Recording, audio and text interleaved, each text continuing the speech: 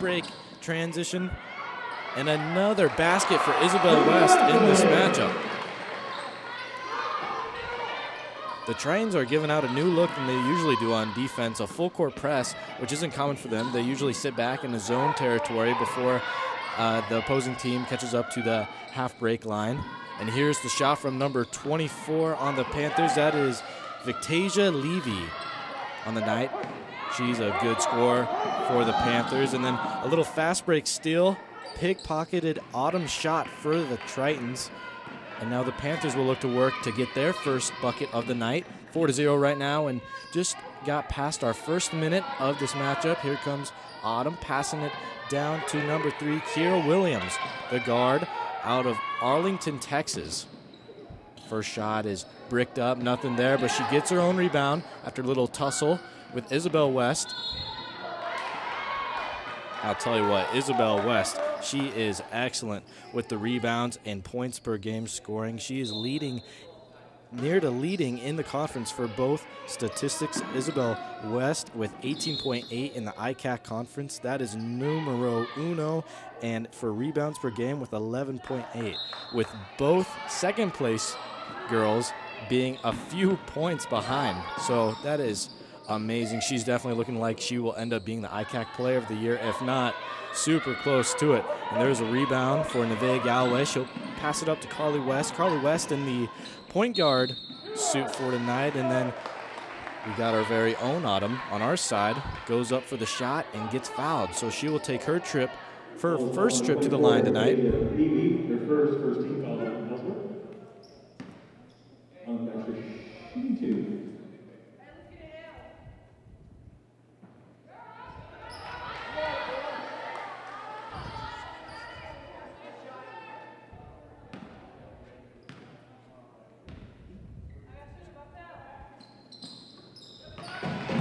First one was no good, but the second one falls, so it'll be 5-0 to start off this matchup. We got 8:16 left in the first quarter to go. We'll run 4 quarters and 10 minutes in each. The Panthers are starting off super slow as Isabel West will get her first steal of the night. She's looking up to rack a lot of statistics tonight as she's already got 1 rebound, got 4 points, and 1 steal now.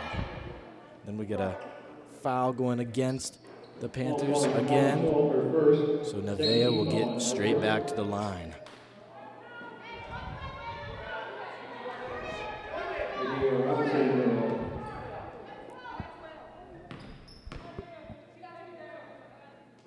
First one's up and it falls.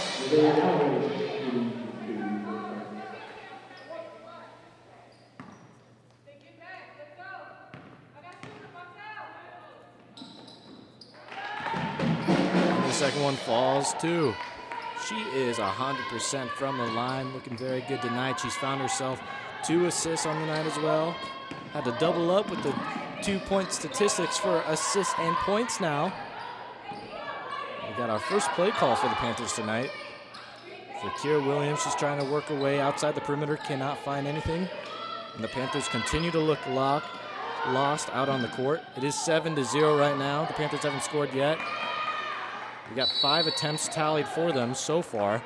2 offensive rebounds, but nothing going good for the Panthers to start off this matchup. It looks like that the Tritons could very well end up getting a double-digit lead by the time that the Panthers even scored just 1 field goal.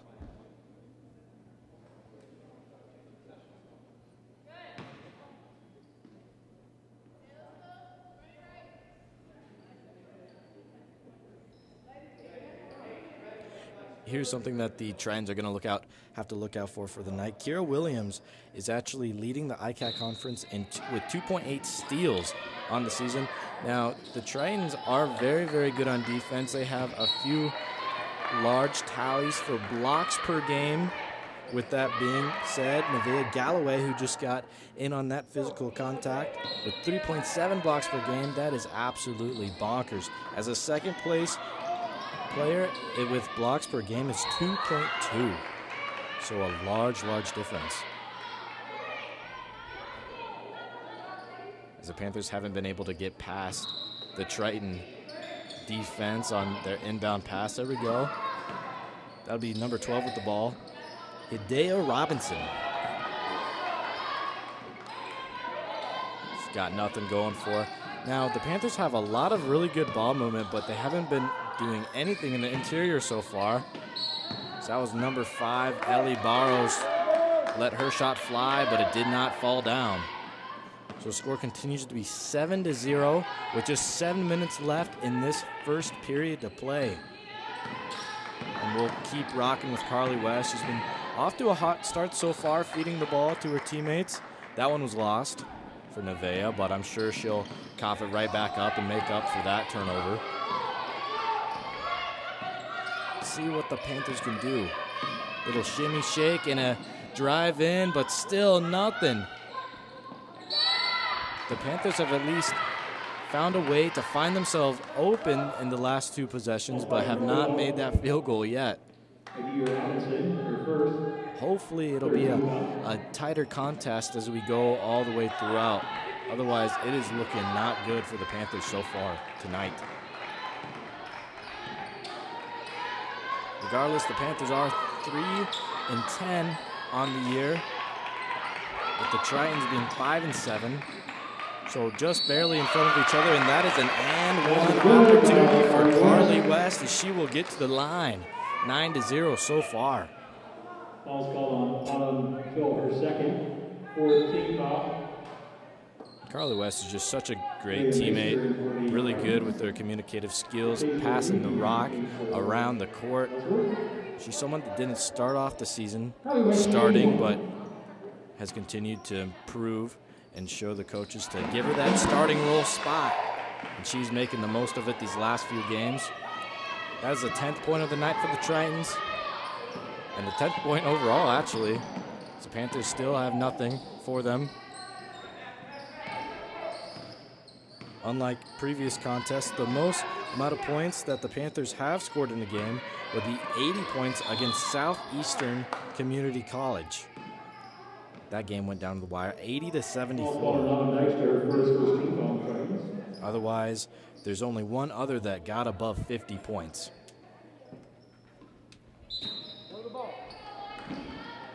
See what the Panthers can do moving the ball.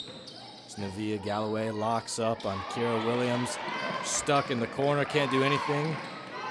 Now we got Nevaeh Meister just subbed in the game, and she makes her presence known. She almost comes away with the steal right there. She dove right away for the ball. That was super duper good of her. She continues to lock up Williams. Now this is Vitasia Levy. She'll pull from 3, nothing so far, but an offensive rebound is made for the Panthers. That was number 3, Kara Williams, so the score will go 10-2 right now. So what we'll do is what we'll do best. We'll feed the rock to Isabel. Nothing so far. Little play being called. As Autumn originally found herself open, but decided not to pull the trigger.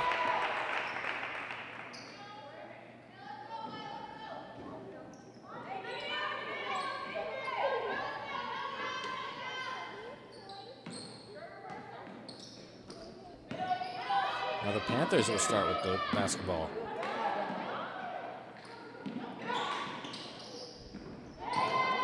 And that basket is good. That is a 3-pointer, 10-5 on the night.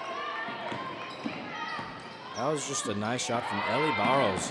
Near the corner, that's kind of her hot spot right there. I noticed she pulled from over there earlier in the mid-range game and beyond the 3-point line. Hideo Robinson, her second, 15 foul. As something was near to fall. And we have a timeout, so it'll be 10-5 so far in this matchup. And I'm very happy to say that we got the band and the cheerleaders in the audience tonight. We got a little bit of the parents as well, as we know that the home field advantage at Hodges Fieldhouse makes up for a lot of really good play basketball. So I'm excited to see the outcome of this one between the girls and the boys.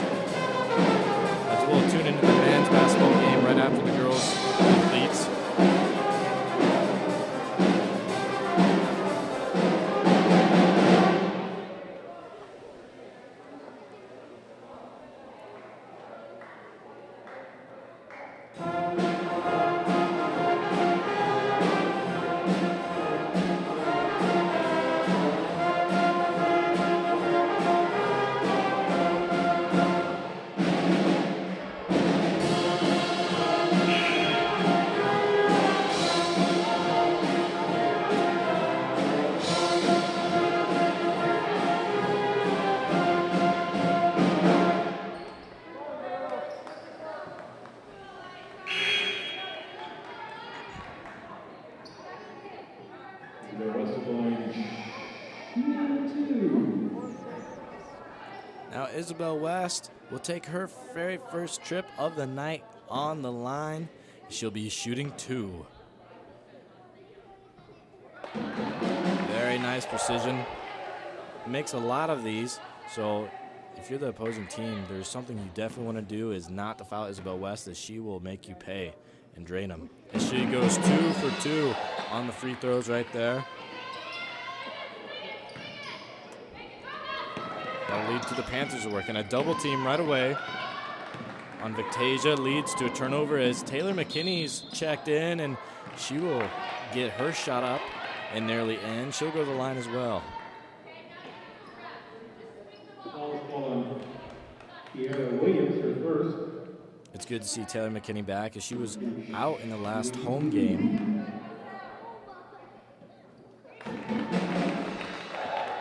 She makes it act like she's been here the whole time, as that's the first one falls. See what she can do with the second.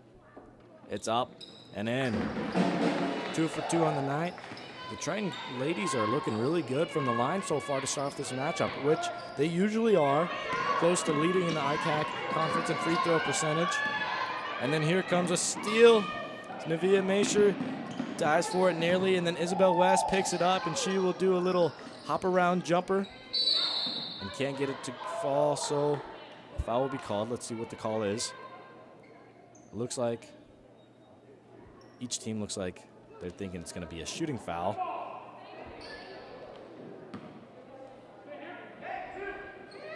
Although it's reversed, and it'll be called just a regular foul. So Taylor McKinney will look to pass it in. She gives it straight to Isabel West. That leads straight into a shooting foul, almost like that inbound wasn't needed, as if they wanted to give her the basketball right away. So she'll go straight back to the line. Like I said earlier, she is first in the ICAC conference in points per game with 18.8, and D-Max Grace Flanagan comes in second with 17.8, and then we got D-Max Megan Christopherson with 16 flat. D-Mac is just such a good school. We saw them being played here at Iowa Central in Hodges Field House, where they did take advantage of our Tritons. They got a good team every single year. As the year prior, they went undefeated in the regular season.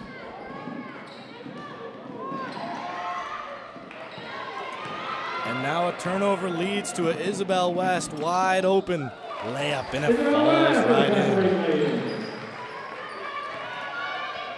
Isabel West already has 10 points on the night. It is 18-5 so far with 3 minutes and 50 seconds left to go.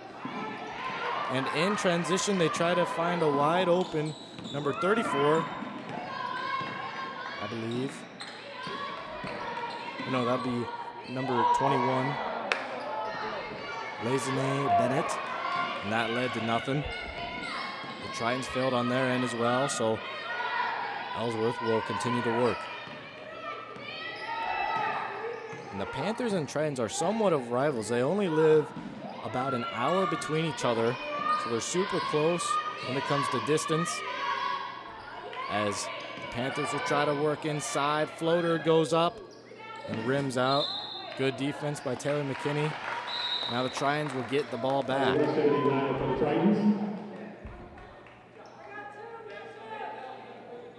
The Tritons are starting off super hot. They're looking very good.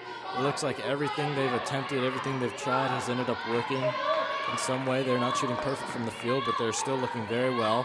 18-5 so far, 3 minutes to go left in the first period. That was Autumn Dykstra that pulled.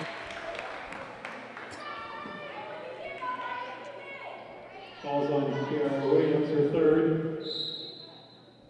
That was a way to be aware for Carly West. She got the offensive rebound, went straight back up because she felt the foul coming. A lot of free throws. That is our 5th time we've been on the line now tonight. Carly West, second trip.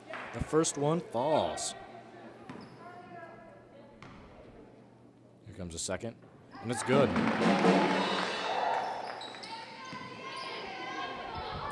She previously had an and one opportunity that she converted, and that puts a Triton to 20-5, 15-point lead deficit so far, and a near steal, but a tip for Isabel West.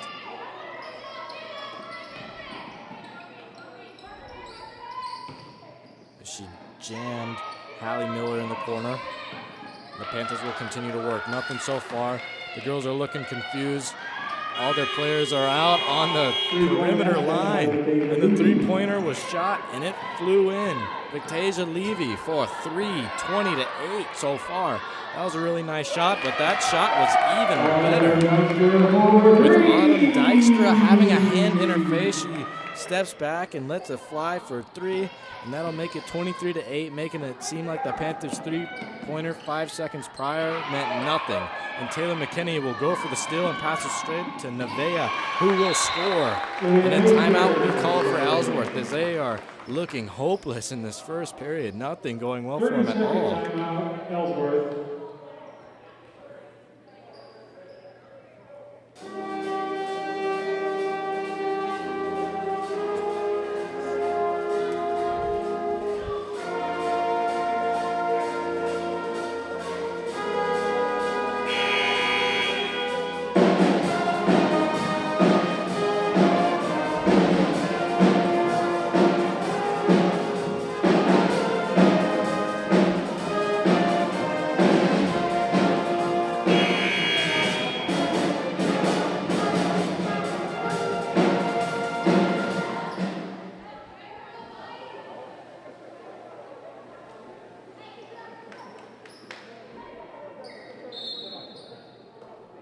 The Panthers look to restart their early deficit in this one. Pass was made and pass was sent around, touching all the guards for the Panthers so far. And oh my goodness, about broke Taylor McKinney's ankles, but she got right back in there, causing the miss.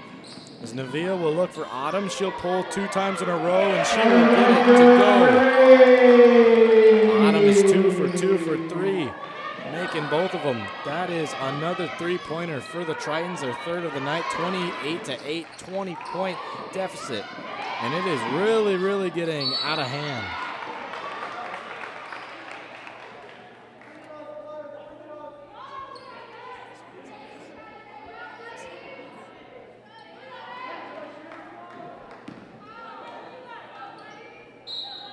We have a sub. So Nevaeh Galloway will be subbed in for Isabel West. Let our leader of the team get her rest. And McKinney will go to the line.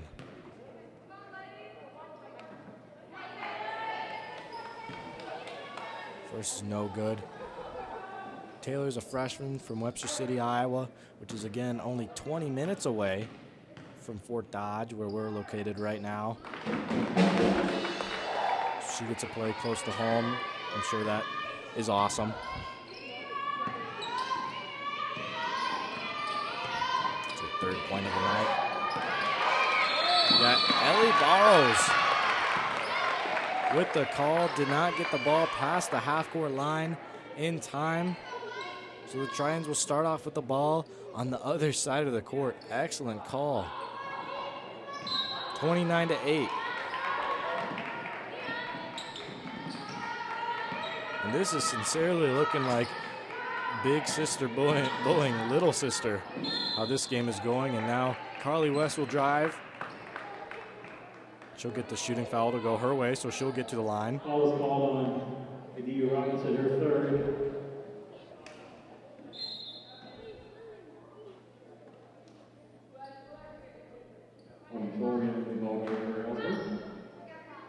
Carly West, shoot 2.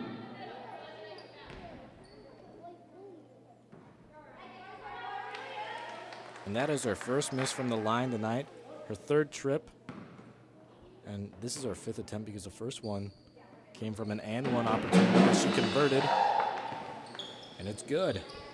So the score will go 30-8 Tritons, and we just ticked to our final minute to go. As the pass will be made to Ellie from Hallie Miller. Let's see the call here. Black retaining possession. It's Ellsworth Panthers coach saying to stop reaching for the ball. Panthers are hurting each other on this one. Pass is made, but it's a backcourt violation as it went way back beyond the line. So now the Tritons will get a crack at the ball once again. 46 seconds left to go in this matchup, in this first period, excuse me.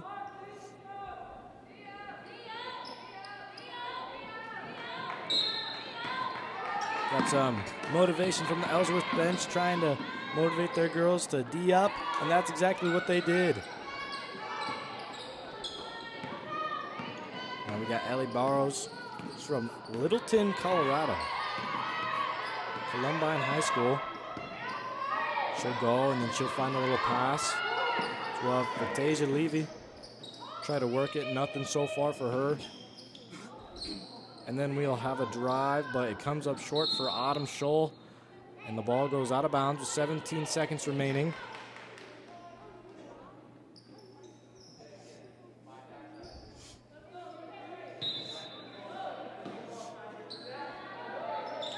Pass made to Autumn Scholl. She'll get the second opportunity, about the exact same shot, and she gets it to fall. 30-10 now for the Tritons. Drive made and a foul called, so now Taylor will get sent back to the line.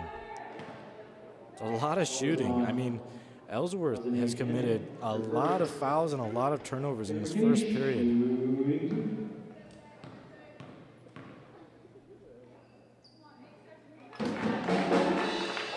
First one's good.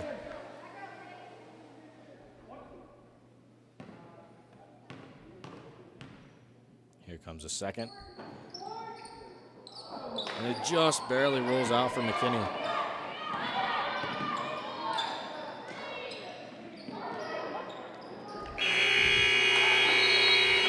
Ellsworth tried to find an open look, but couldn't get it for the Tritons defense. It was too much to succumb them, so it's 31-10 so far. And if the Tritons keep it up, they will continue to break their season record so far in the season for most amount of points scored in this bout. And it's starting to look like the last contest between the two teams. Although still a really good matchup between the two, as Tritons are good with adding to their statistics. It would be nice to see. Hopefully Isabel West can get into the 20 points per game after this home matchup. Otherwise, first quarter breakdown would be just straight domination from the Tritons, and Ellsworth just looks like they did not come to play. So let's see what they can do in the second period.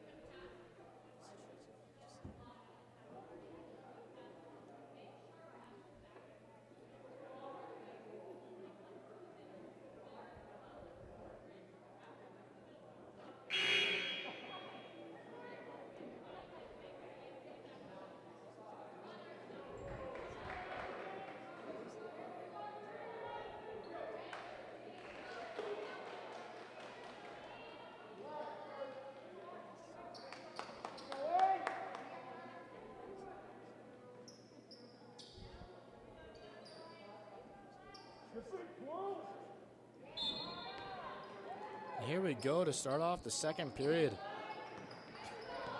The Tritons will, as the Panthers try a little slower approach to this one, not being so physical on the inside, but here comes Autumn Scholl. She drives and she's blocked by your ICAC leader, Nevaeh Galloway, and let's see if they can possibly return the favor for Nevaeh, as she's wide open on that jumper, and it falls. That's her first field goal of the night. She's got 2 points courtesy of free throws. Nothing so far. Oh, and Autumn Dykstra almost comes away with the steal, but couldn't get it to go. for Allie Barrows. She'll come back out. Panthers find her right away. The gal who about gave up the ball in that one, and she will go to the line.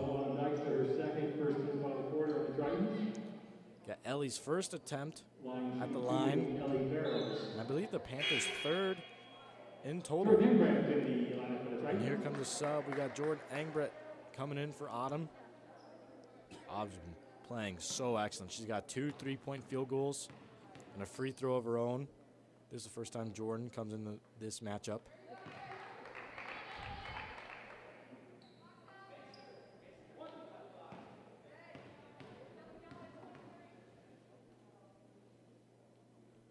The second one is good as well, so it'll be 33-12.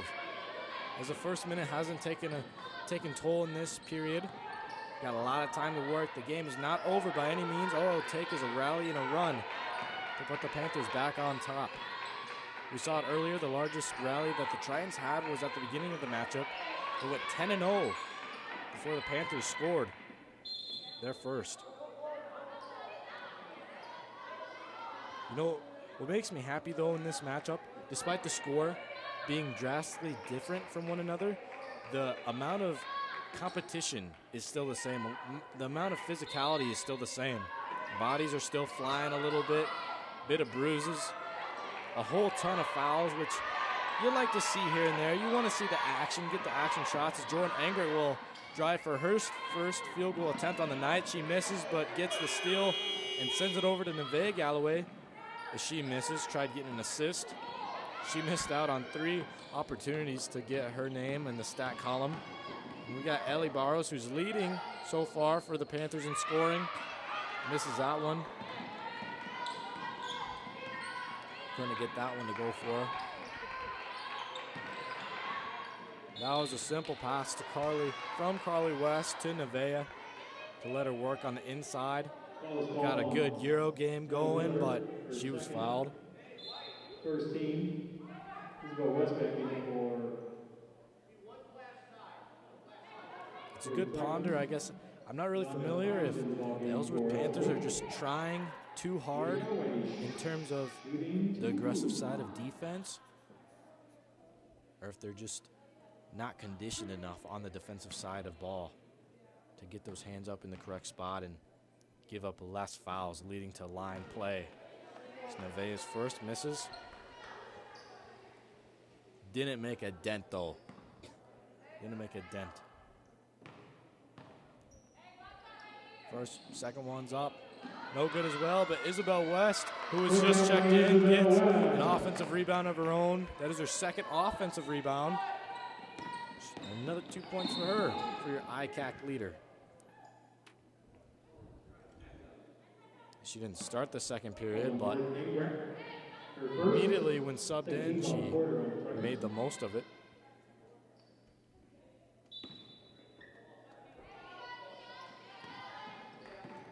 Looks like Ellie Barrows.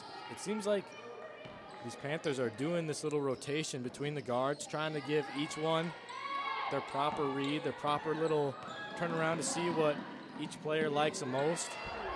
Nothing goes for either of them so far, as a failed drive on a fast break opportunity for the Tritons, no good.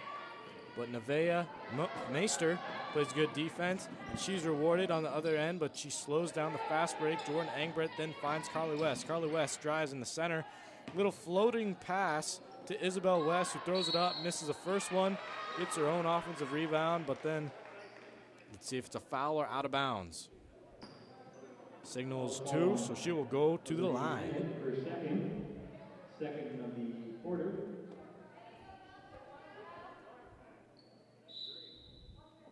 Autumn Scholl re-entering for Ellsworth. Isabel West shooting 2.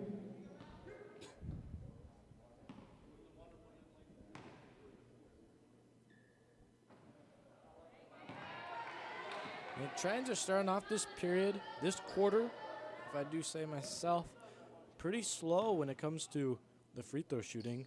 Haven't been as efficient as they had been in the first quarter. where they've nearly missed as many as they did in the first quarter already, with just 2 minutes and a half into play into the second period.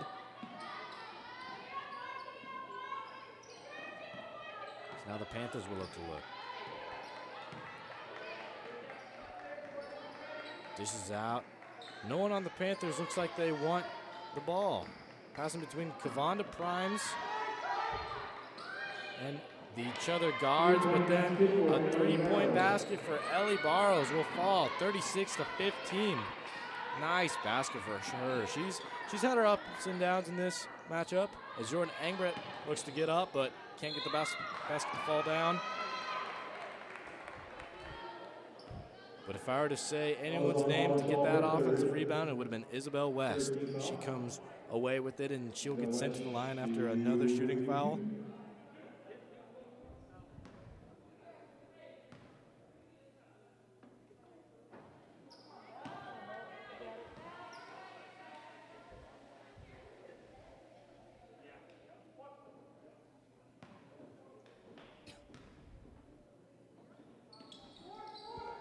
As both attempts fail to get in the basket. It's 36-15.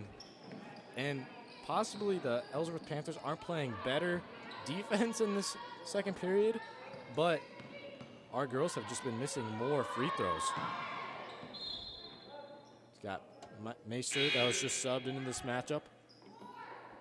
Her and Ellie are going up against each other.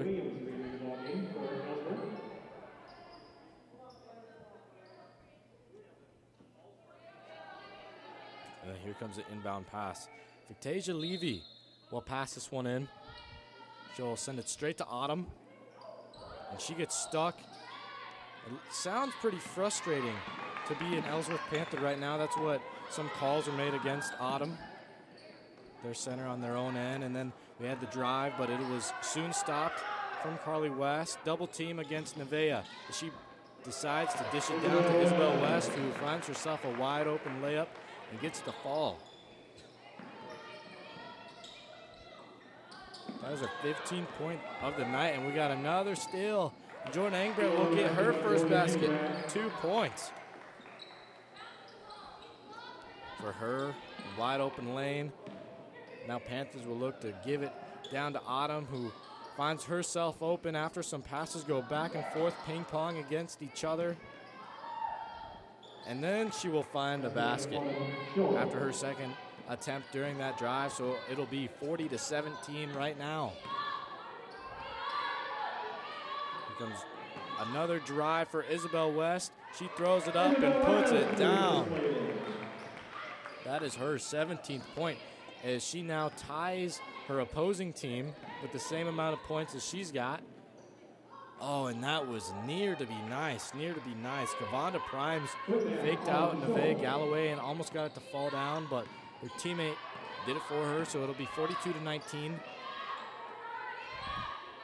As the Tritons look to play a lot less fast and a lot more conservative, despite that three-pointer to fly, as it's missed, and Ellie Barrows, will be pushing up the court. And the ball's still in play, miraculously, as it almost went out of bounds. Defense made.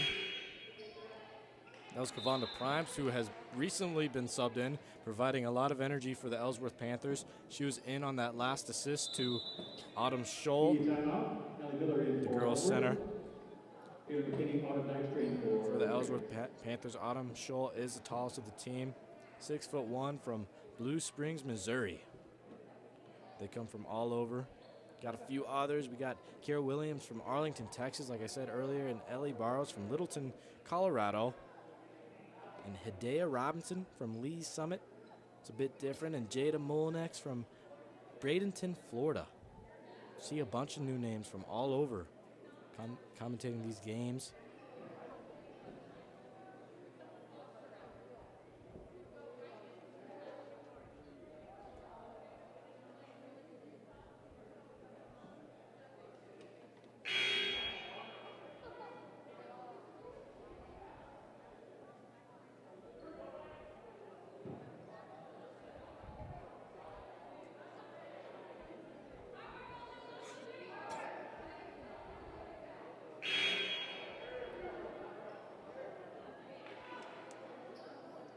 Now we are out and after to finish off the second quarter with 4 minutes and 47 seconds left remaining in this period, with 42-19 being the score for your home team, up big against the Ellsworth Panthers.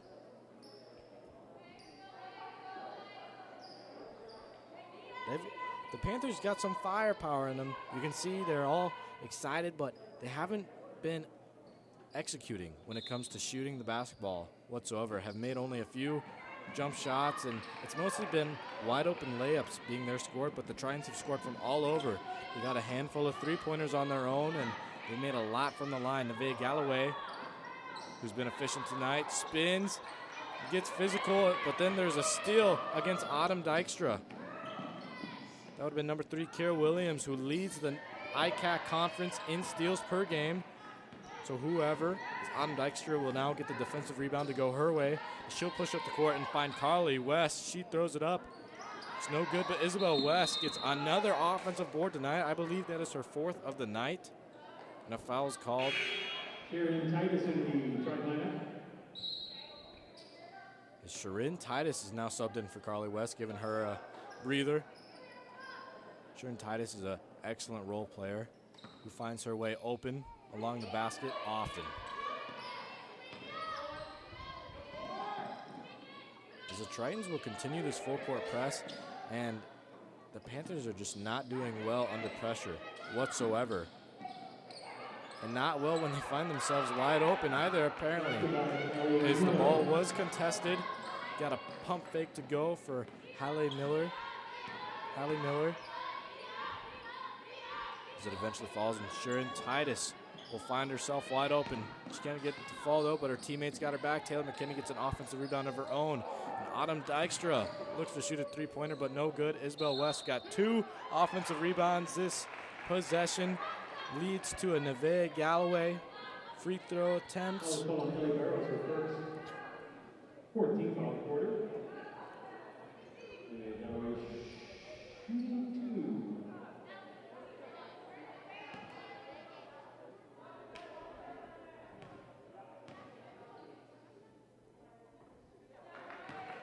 First one's up and good.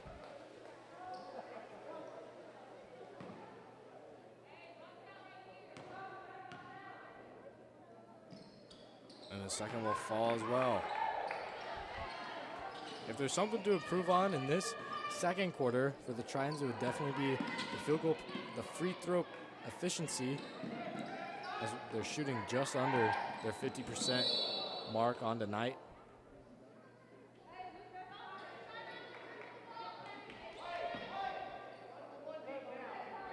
Falls on Sharon Titus, their first.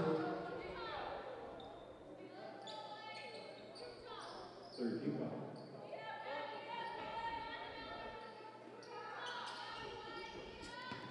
Panthers look to work, nothing going for them. Still, a lot of it falls for the movement of the feet. There's not a lot of ball movement. There's a lot of ball movement for the Panthers, but the girls seem to be sitting ducks. They don't make a lot of the off-ball movement needed to fake out the ICCC defenders. Now the Panthers will get the ball right back, and they find themselves jammed in a corner right away. But now we will have some bouncing and driving for the Panthers as a wide open assist will go for the Panthers. That was Vitasia Levy finding Kavonda Prime for that 2-pointer. Now Autumn will go to drive. And the ball finds itself all the way around this whole end of the court. And Sharon Titus will get her first score of the night. 2-point field goal for her to fall. Now a near steal again. Taylor McKinney gets in the dog pile, but nothing comes out of it. And the call will go for the Tritons. They'll get the ball right back.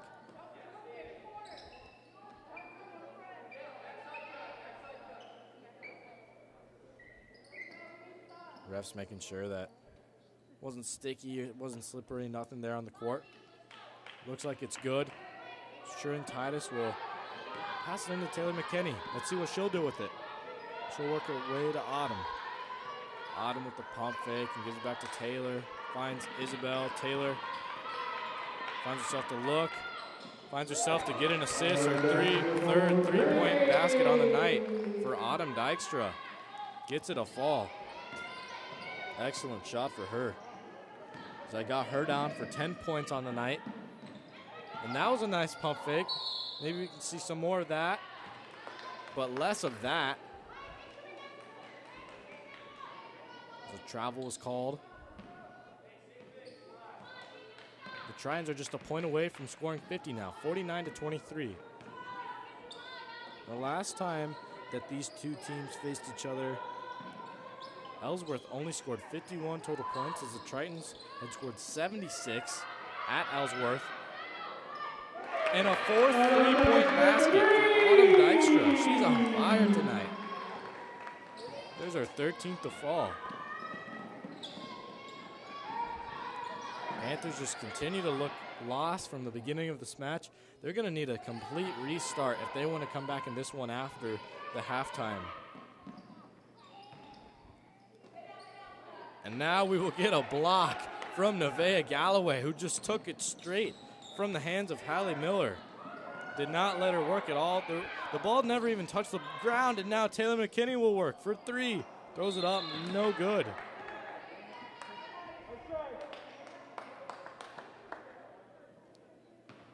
Ellsworth will get a crack at the ball again. 52-23 with 53 seconds left in this matchup.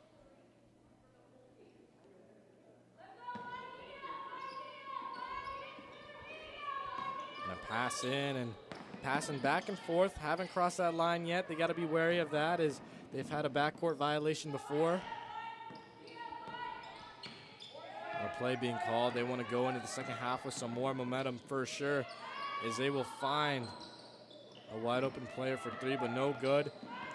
And then that would have been Kavonda Primes to get that rebound to go. Isabel West dives and gets it going for it, but then it was stolen from Taylor McKinney. So now we'll get a drive and a stop and a shot, but nothing so far. And Nevaeh Galloway will go for the defensive rebound. 19 seconds left to go in the beginning of this first half.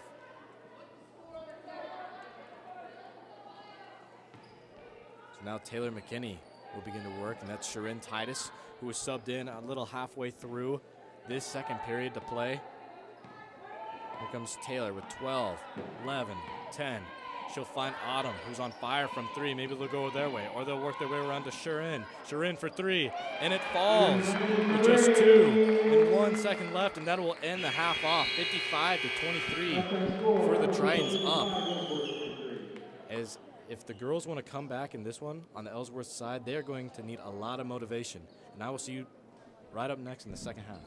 Yeah, it was definitely a big offensive side of the ball for Iowa Central on that, wasn't it? Yeah, absolutely. Well, I get a little special thing going on for folks here on the Triton Nation Network. We've got a special ring presentation to our cross-country national champion cross-country team that they'll be presenting the rings to them.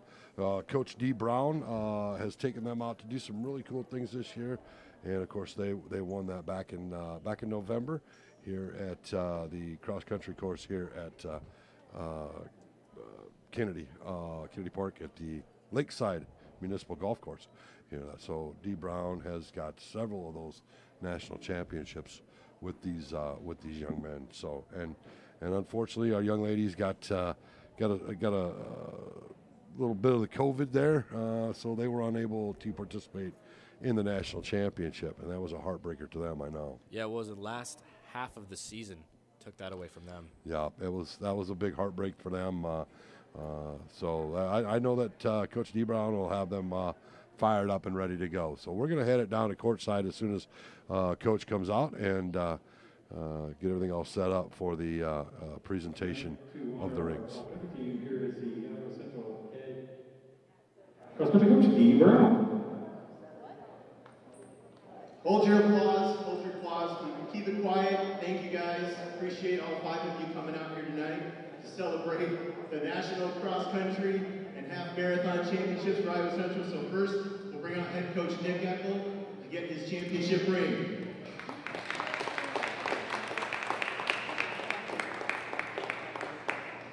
try to make this quick here because I know there's a lot of people and I know you guys want to, there's a line for the bathrooms right now. So from Nevada, Iowa, Dalton Baker. Aurora, Illinois, Chris Lavario. Hiawatha, Iowa, Levi Sullivan. Postville, Iowa, Brian Silva. Shenandoah, Iowa, Levi Sun. South Beloit, Illinois, Andrew Wilson. St. Paul, Minnesota, Darius Brown. Kashina, Wisconsin, Demetrius Kakatosh. Rockford, Illinois, Noah Brisky.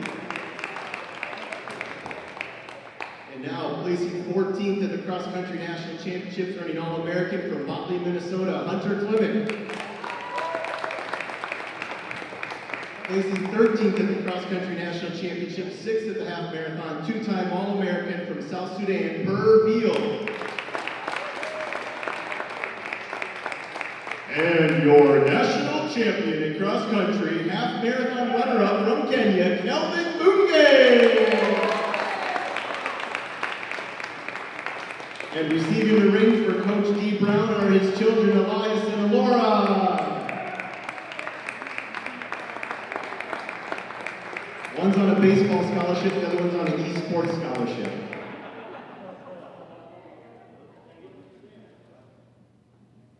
That's awesome. That's awesome that Coach gives that Folks, award. I'm sure you know we have a tremendous track and field and cross-country program here. Let's give another big hand. National champions. Again, awesome that he gives the award to his kids as well, because I tell you what, any coach will tell you, man, the kids are the ones that they put in the work as well. They really, really do. Of course, we're real proud at the TV radio production program. We're real proud of Levi's son out there, about the fifth from the fifth student, about middle of your screen there. He's one of our students in the TV radio production program. So we're real proud of him. And again, very, very proud of the Iowa Central Triton cross country team. So Absolutely, yeah. all right, well, I'm going to tell you what, I'm going to turn it back over to you, Hank, and let you kind of recap that first half for everybody. Alrighty, sounds good. Let's get right back into the first half analysis.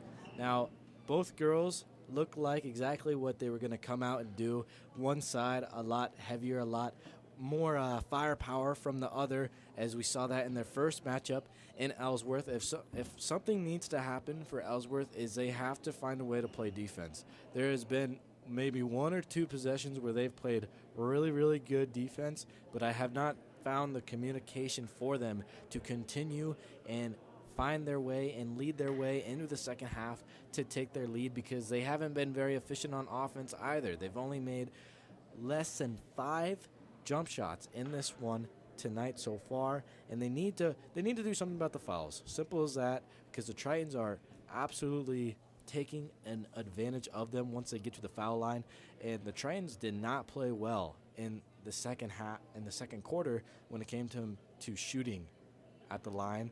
But still, the lead is huge, 55-23 so far in this one, as we will get right back to you at the start of the second half in this one at Hodges Fieldhouse.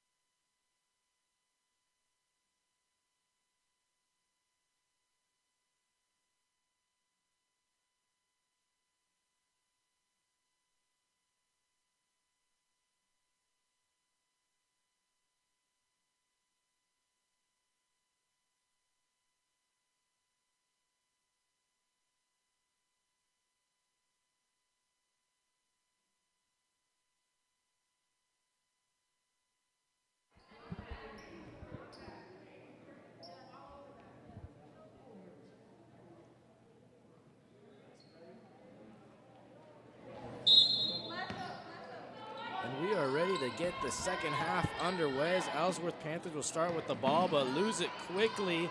Not the start they wanted to start off this final half to play. We'll see Carly West work with it. Passes straight to Jordan Engbrecht. A lot of balance, a lot of space between all the ICCC girls. So they'll look to find Isabel West down in the interior, which they did a lot. Isabel West has 17 points on the night in first, just in front of Autumn Dykstra for points. She is 13. 4 3-pointers made so far. She did in the first half. Excellent shooting on the night when it comes from beyond the arc and on the line. Not a lot of stuff from mid-range, but we got a handful of layups made in this game as well, where it's been the exact opposite for Ellsworth Panthers. They got just 23 points so far. Very few jump shots made so far in this matchup. They're prioritizing a lot from the layups. They'll find themselves a way to commit yet another turnover on the night. So now the Tritons will work. Carly West playing point guard. How she started off the first half as well. She'll find Nevaeh Galloway, who dishes it down to Isabel West, who will score the first field goal for the Tritons in this matchup, 57-23, and we are a minute done already with this third quarter to play.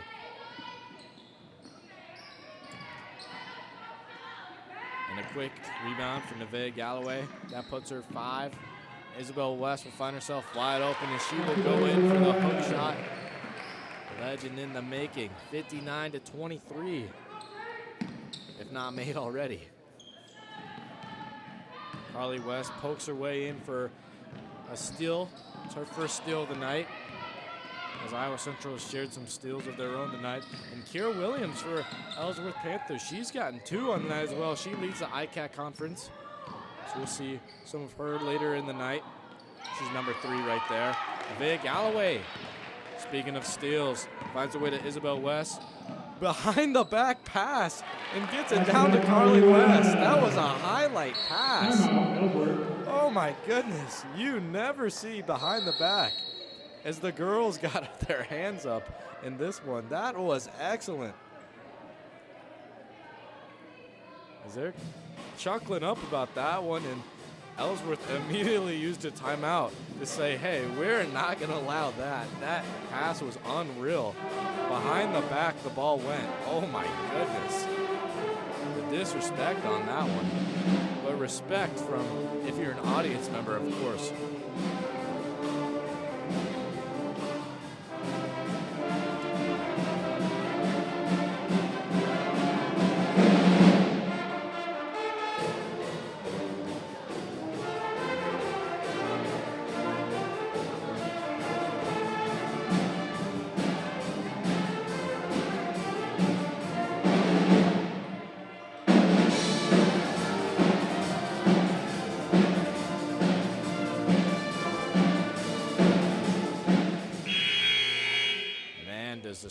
The sound of the band sounds so much better when you are up big at Hodges Fieldhouse.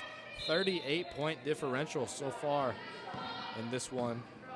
It looks like it'll probably end up ending that way. Something huge margin for them. Now Ellie finds herself double teamed. Tritons have put down the clamps on her quite a bit tonight. They've given her the double team treatment so far. She's been the shooter for them. She's got a 3-pointer of her own, 2, I believe, in this one. She's got 8 points so far, leading the Panthers. Now Jordan Engbrecht will look for the ball. The ball finds itself around, it travels all around, and it'll end up to Nevaeh Galloway, who shoots beyond the arc, and she will get the 3-pointer to fall as well, 64-23. Tritons are getting closer and closer to triple that score that the Panthers have, as it's been a long drought of scoring for the Panthers. I do not remember the last time they scored a basket. Maybe it's here for 3, nothing so far. So Isabel West will come away with the defensive rebound, and it is looking really good 3 minutes into this matchup. Now Autumn Dykstra will find her way down to Nevaeh Galloway. Galloway pulls away, Defended by Isabel West. But the size advantage is just too great for Isabel West, as she will get the and one opportunity, 66-23 on this one. Taylor McKinney, Holly Johnson. And we'll see some subs. Casey Stevenson for the Tritons. Isabel West, shooting one. Got J.C. Stephenson subbed in. Taylor McKinney comes in. And so does Holly Johnson as the basket converts. 67-23. And another field goal. Got some discussion between the refs. Let's see what's going on.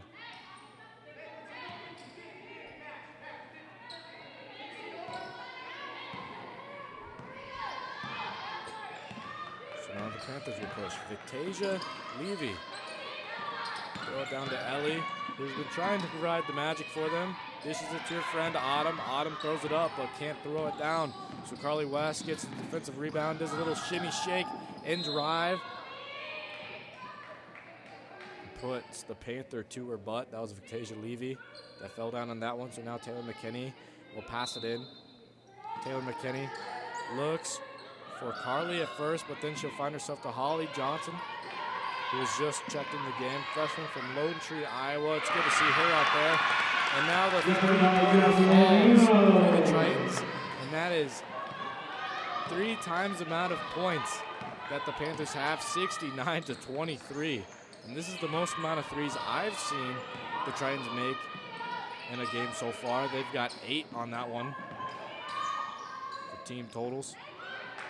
As a push for Hallie, and she'll get it down to fall. So 69-25 with 6 minutes to go in the third quarter.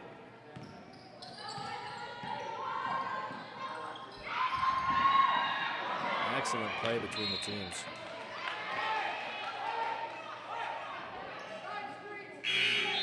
Devea Maester re-entering for the Tritons.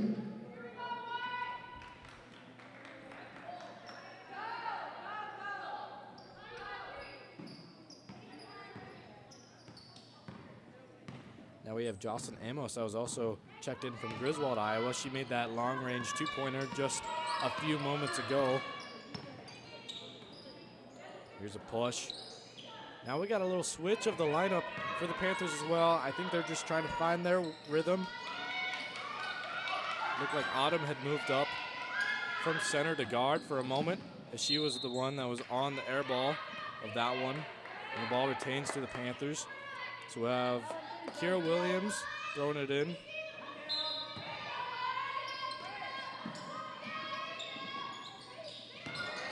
Now Autumn will look to push, and she'll get the basket to go. So it'll be 69-27. Got some key storylines for you tonight as Nevea Maester will push her way up the court. The Tritons snapped a 3-game slide with a 12-point victory on the road over Southeastern. Isabel West had another monster game, as she does in this one as well, scoring 34 points. And that put her in the lead leaguers in the ICAC conference. As we mentioned, Taylor McKinney got called with the trouble there, so the ball will go back to the Panthers. Like I said, Isabel West scored 34 points on 15 of 19 shooting from the floor with 11 rebounds. Another statistic, she leads in the ICAC in. The only player to have more than 10, she has 11. So she doubled down on that dosage of rebound treatment. That's a good pass from Autumn, finds her way to Hallie. She will be charged with a foul, so she'll get straight to the line, 69-27. Let's see if the lead can cut to 40. After the timeout anyway. Got some more for you. 3 Iowa Central players joined West in double figures, with Jordan Engret posting 13 points to go along with 5 rebounds, 3 assists, and 2 steals. Nevaeh Galloway had 12 points, 4 assists, and a block, with Carly West adding 10 points, 5 assists, and 5 rebounds to that as well. Sophomore Isabel West has 17 career double-doubles, scoring in double figures 34 times and reaching double digits in rebounding 17 times. Oh my gosh, that is a Triton legend right there for sure. Now we got Ellsworth, a little stat from them. Ellsworth has dropped 3 in a row since posting back-to-back wins over Marshalltown and Southeastern. The Panthers are led by Ellie Barrows as a sophomore, averaging 10 points per game. She has 8 now in this matchup right here. Kira Williams chips in almost 9. Kira Williams is the leader in steals per game for the ICAC conference, and we will get right back to play as Hallie Miller will be on the line.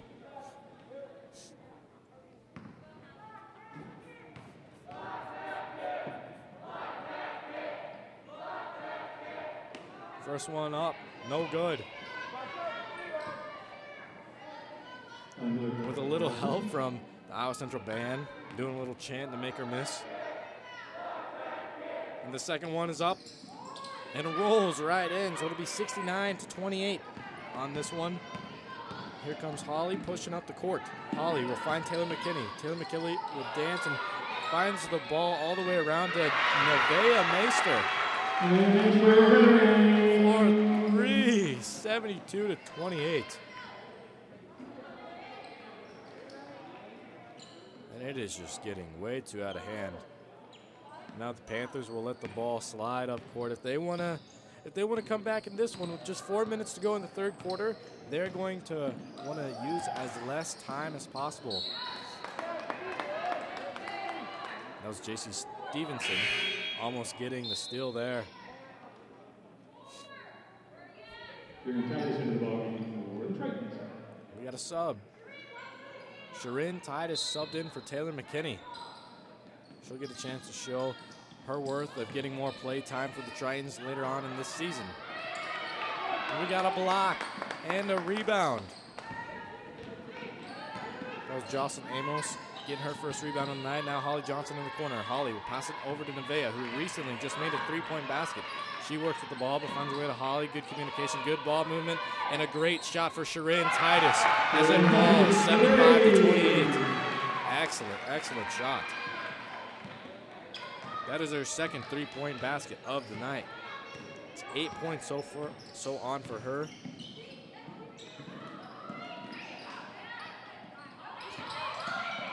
Now the ball is commuting between a lot of players.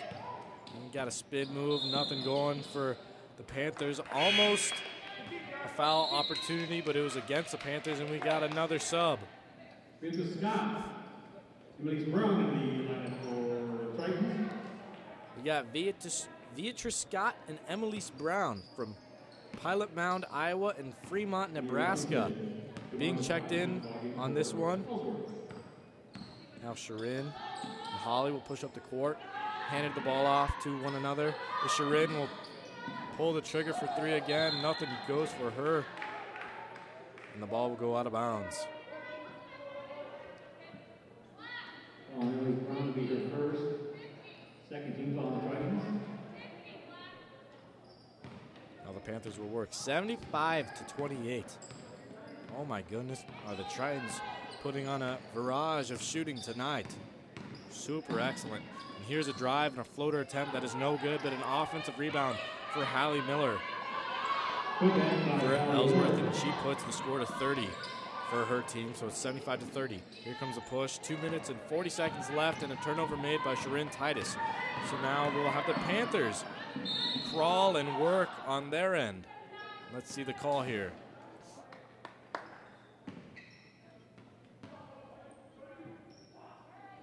Calling Jocelyn Amos her second, third team foul. Jocelyn Amos on her second foul, third team foul, so we're not close to the bonus yet, but we're close to the end of the quarter, so that is a good sign for the Tritons. Keep the large lead in this one.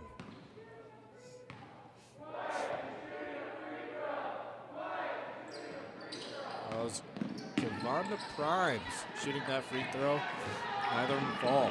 So Holly Johnson gets the rebound. Gives it to friend and teammate Sharin Titus. Sharin Titus will look to drive, but it is coughed up, and the ball goes straight to Hallie Miller.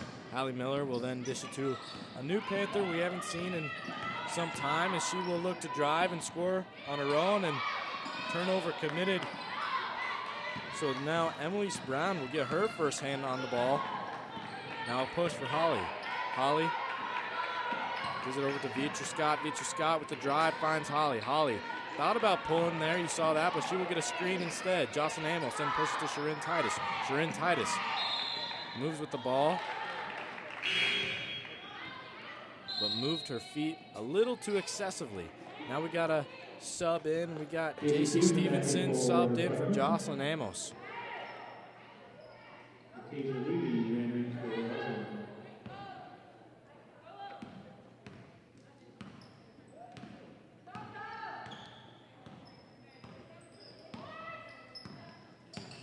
And then comes the push from the Panthers. We've seen a lot of the exact same play calling and a lot of the same movement from the Panthers. It's either they look to go inside with the same hand or they work their way out on the perimeter until more or less of an air ball. I hate to say that for a team, but it's what we've seen a lot of tonight.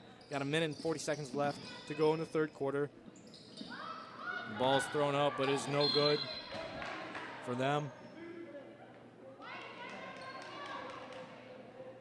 Falls on Sharon Titus for second.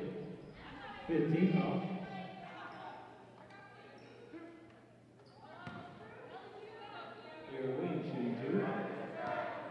Kiera Williams shooting for 2 on this one. First one up, but it's a brick. Ball will go straight back to her, luckily.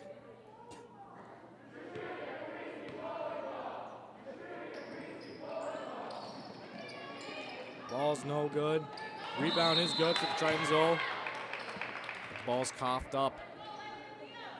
We've been stuck into this half for quite some time. Let's see if the Tritons can change that. Maybe push to their side of the court.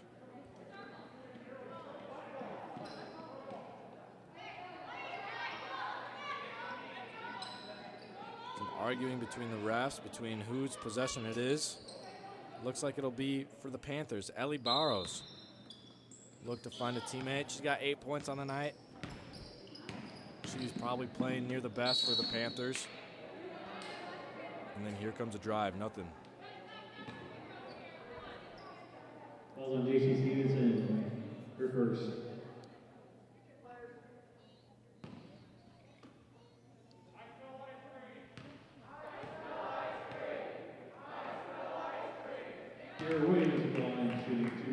Kiera Williams gets the basket, 75-31. Second attempt, up very soon.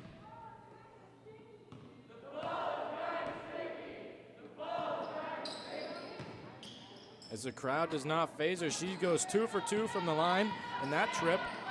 Now point guard Holly Johnson will push her way up the court. She gets down to Vitra Scott. Vitra Scott gets her way to Brown. And an assist for Brown. Go to Sharon Titus. She gets her 10th point on the night. Now we'll have a work. Nothing so far for the Panthers. We got a wide open basket for number 12, but it does not fall.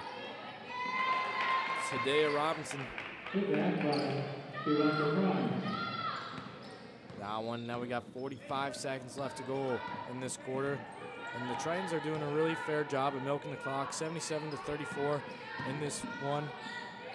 Pass down to Holly Johnson, who was near wide open, but still trying to milk, so she doesn't let the ball fly.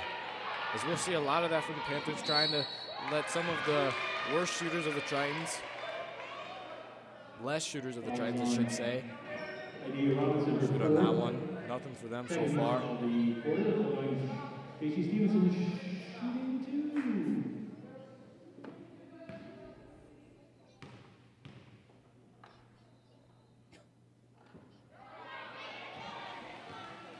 First shot attempted, no good for Stevenson.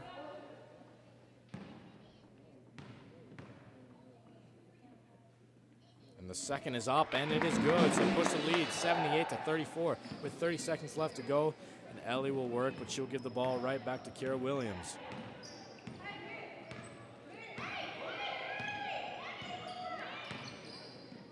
Got some calls thrown out. Ellie will throw the ball up. Nothing so far. Sharon Titus then gets a rebound with 12 seconds to go. She'll pass it all the way full court to Holly Johnson. And Johnson goes for the and one. 80-34. And the Triton crowd is very hyped. The teammates love to see Johnson get an and one opportunity. She'll go to the line. Third team. Holly Johnson shooting one. And the one goes up, and the one goes high, and the one falls down. 81-34 with 7 seconds left to go. Kira Williams will look to find her last shot of this quarter. Passes out to 12. 12 throws it up. Nothing but that CO2. So then we will head into the fourth quarter with the score being 81-34. Got some of the leaders with points. That will be our very own Isabel West up there with 17, so close to that 20. And we got some of the role players, some of the players off the bench coming in to fulfill some playing time in this second half. So you love to see it. Love to see everyone get involved. And, you know, it's fun to be a Triton right now. We can definitely say it is fun to be a Triton.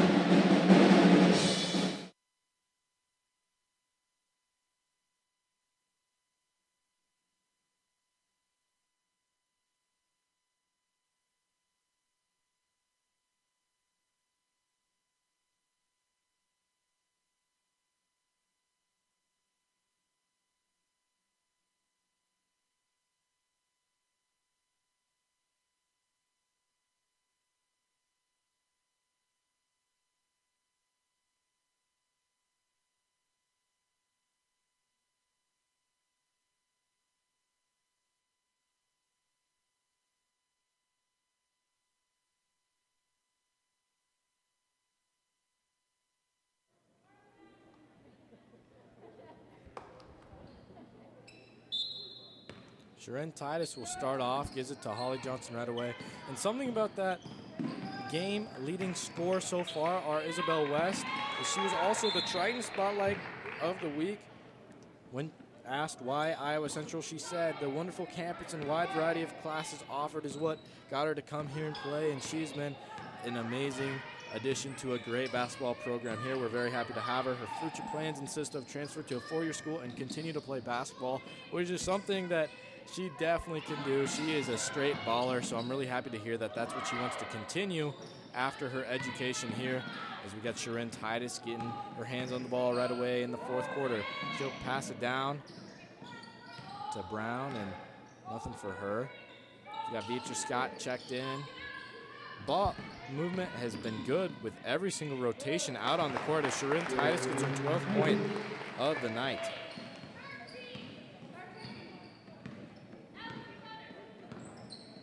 Lots of the gals are doing really, really well in this one.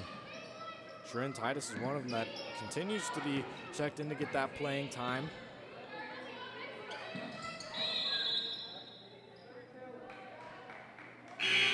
Got a violation of some sort, I believe it was a travel.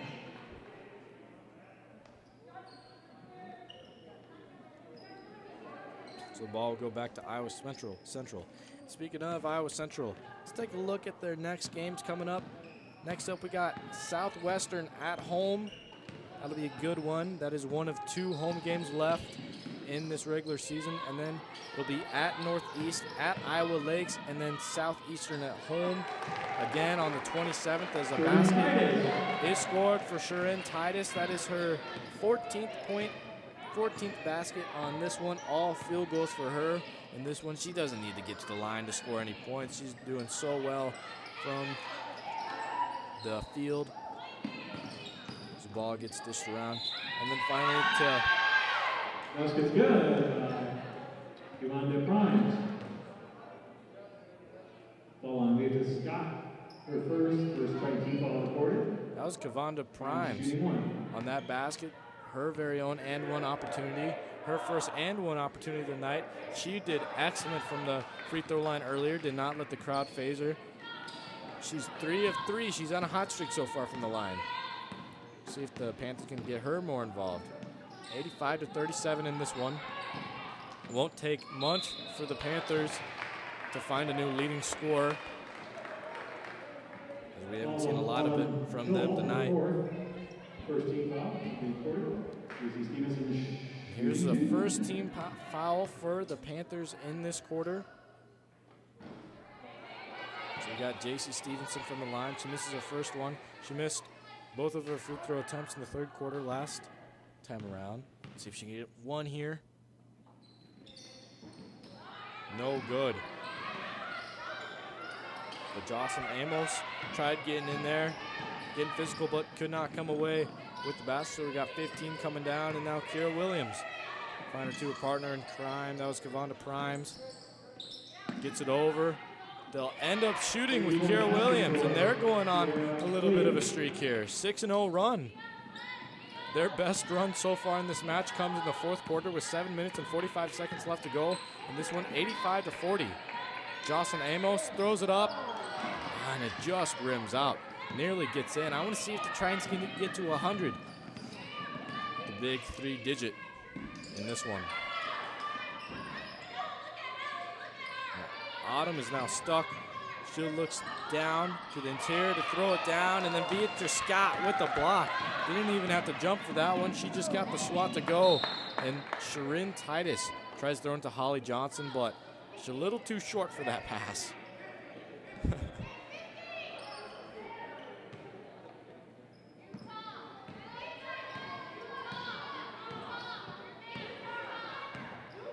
Kara Williams on the other way. Gets it down, hand off to Ellie. Ellie, mid-range game, no good. Jocelyn Amos gets her third rebound so far in her playing time in this one. So Sharin Titus will now work from the point guard angle. Gets it down to Holly Johnson. Holly Johnson nearly stuck, but isn't. Jocelyn Amos looks to pull, but doesn't. Decides to back off and to continue to milk this clock. So we had JC try to pull the trigger right away in that one, but nothing for her. And now here comes a drive, physical play, but nothing. But Ellie gets a rebound, but can't get the cash paid for her way. So Sharin Titus now gives it to Jocelyn. Jocelyn gets it down, spin, makes up for her first miss not long ago, and she gets on the board. That shot, 87-40, with 6 minutes left to go in this final quarter.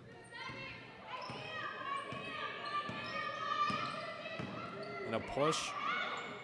Could have went outside there, but continued to drive in the lane. Nothing for them as Sharin Titus will go slow up the court.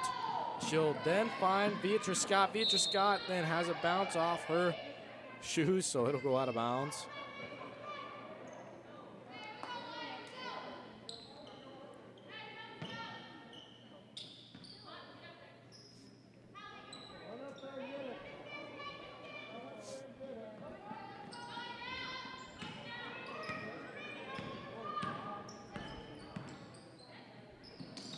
Now Ellie will pull from three. She finds herself near open, but a little contested. Sharin Titus then gets the ball. It seems to be working really well when the ball's in her hand. She does have 14 points on the night as she throws up the floater.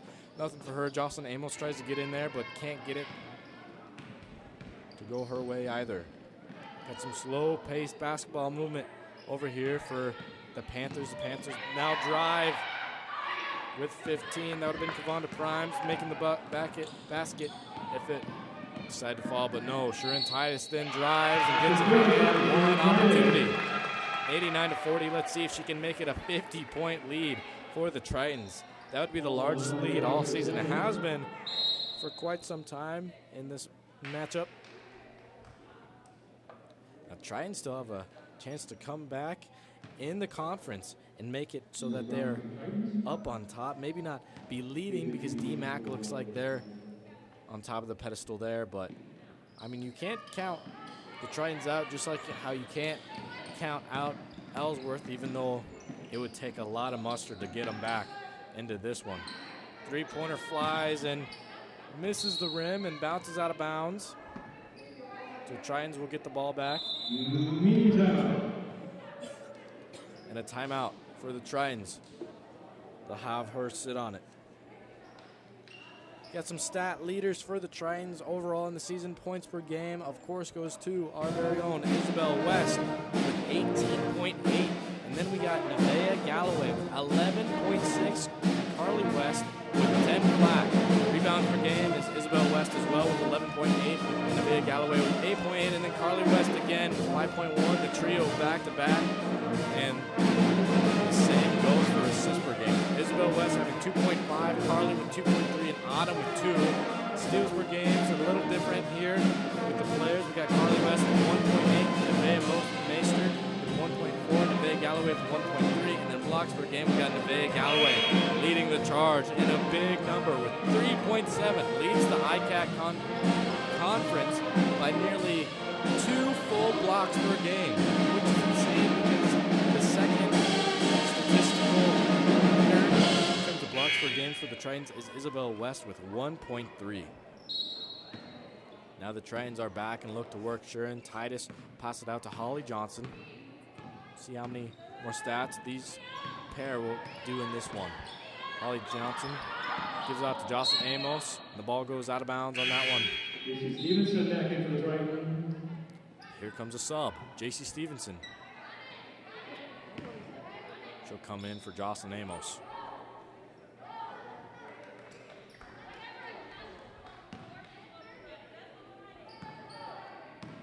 It was Tasia Levy playing the point in this one. Beatrice Scott on her. Beatrice just got a height advantage, length advantage for her. As the ball is passed down and hits the trash bucket. Goes out of bounds.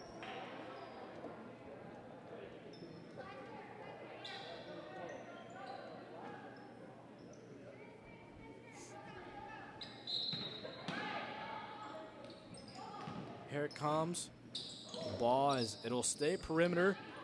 And right as the ball goes on the inside, it is about lost for the Panthers, but isn't. And the basket is made. 3-pointer for Victasia Levy. Nice shot on that one. 89-43 with just 4 minutes, 12 seconds to go. And Stevenson gets it up and gets it down for the 2-pointer. 91-43.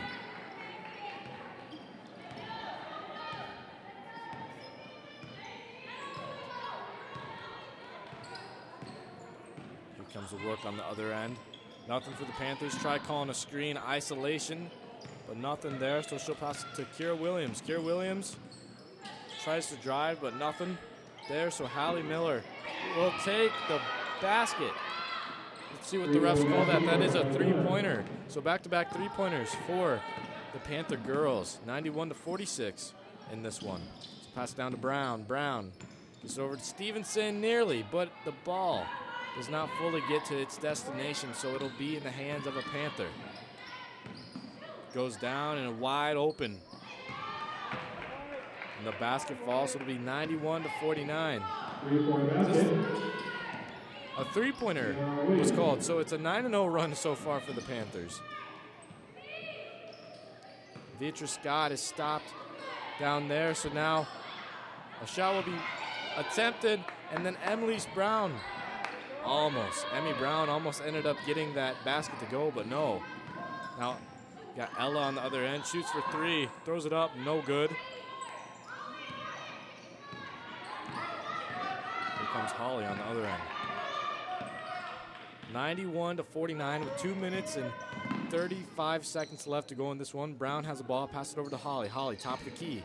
Gets a screen from Brown, gets it down to Beatrice Scott. Beatrice Scott throws it up. But a travel's called, so it'll go back to the Panthers. Now the Tritons go on a little bit of a scoring drought of their own.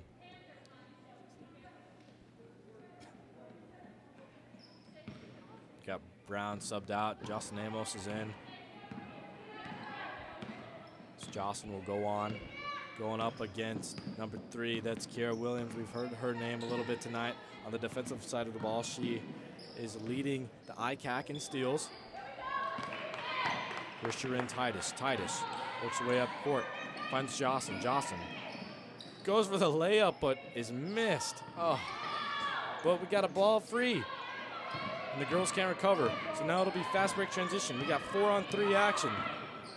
Got a Euro step, and the ball's thrown up, but nothing so far. And Jocelyn Amos makes up for a near costly turnover not too long ago. And the time on the clock ticks down to a minute 45 less to go. Beatrice Scott will now drive. She thinks she's got an open lane, but no. Now we got a 1-on-1 against 2 gals and nothing so far. So now the Panthers will score.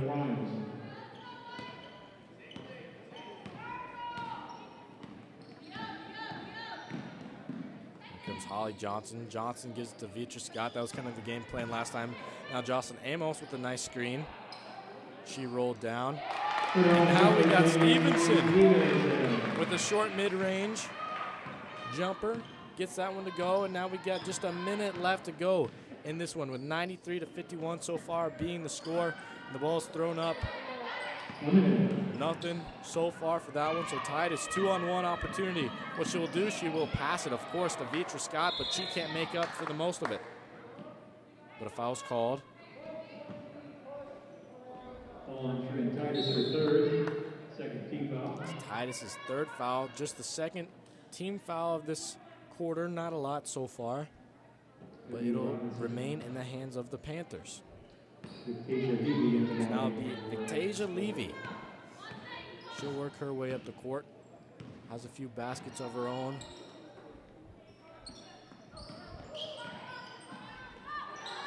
Nothing so far, some frustration for the Panthers, and here comes a drive. Little poke for Shirin Titus.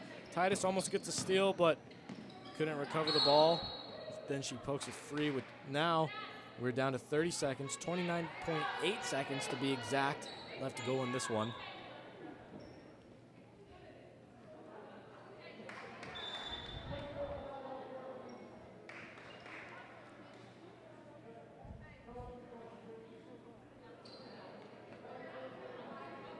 Technical foul on Tritons, Titus, her fourth. We got a technical foul going against Shirin Titus. Shooting the technical will be Ellie Barrow. So now Ellie Barrow will shoot the tech shot.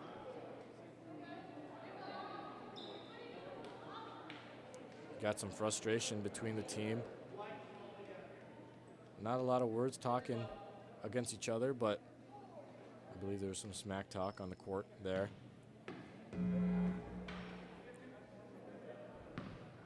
I will say the Tritons have been able to back it up as the score is still 93-51, 42-point deficit so far as Ellie's first shot attempted is missed.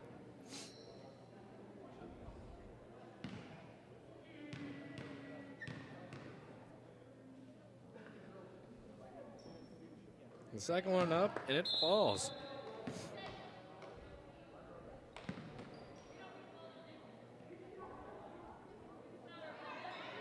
Emily's running in the ball for the Titans.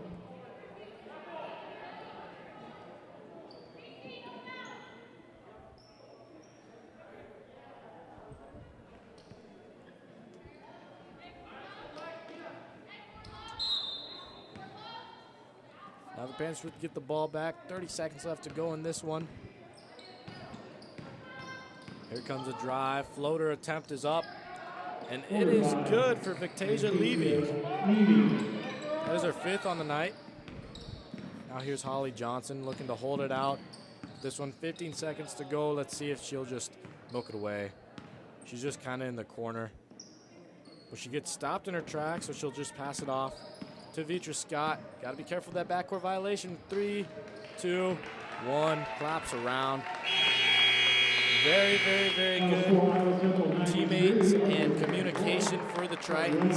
The final score was 93-54 in this one, with the leading scorer being no other than our very own Isabel West. She played excellent. Some other huge shout-outs I want to say is Autumn Dykstra had 4 3-pointers in the first half alone. She played awesome, played lights out.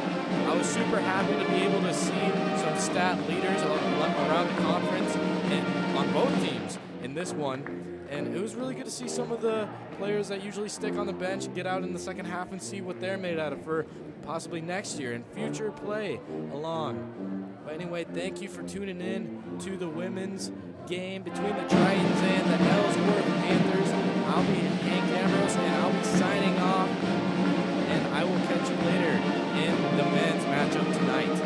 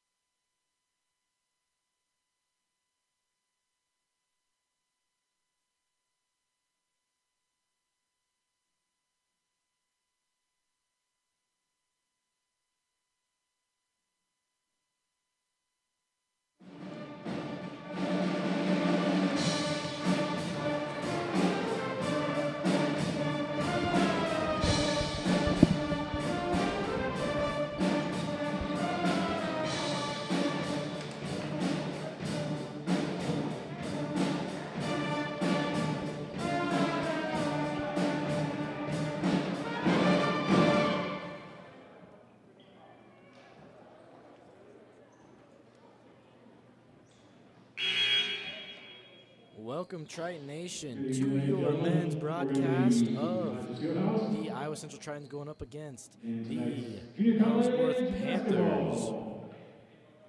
Tonight's men's game will be the Iowa Central Tritons hosting the Panthers from Ellsworth Community College.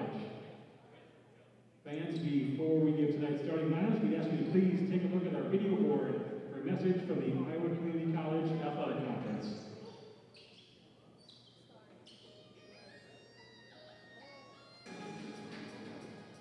The Iowa Community College Athletic Conference and member institutions are committed to providing culture and an environment of inclusivity and sportsmanship. In addition to the ideals of good sportsmanship, safety, and fair play, the Iowa Community College Athletic Conference strongly condemns any actions or comments of racism and discrimination towards any color, creed, or sexual orientation. Any negative comments, profanity, racist, sexist, or other abusive comments or actions directed at officials, student athletes, coaches, or other staff members will not be tolerated and are grounds for removal. The ICCAC welcomes any and all people. Please take a moment to understand and convey that each of us should be treated equally regardless of our difference. Thank you.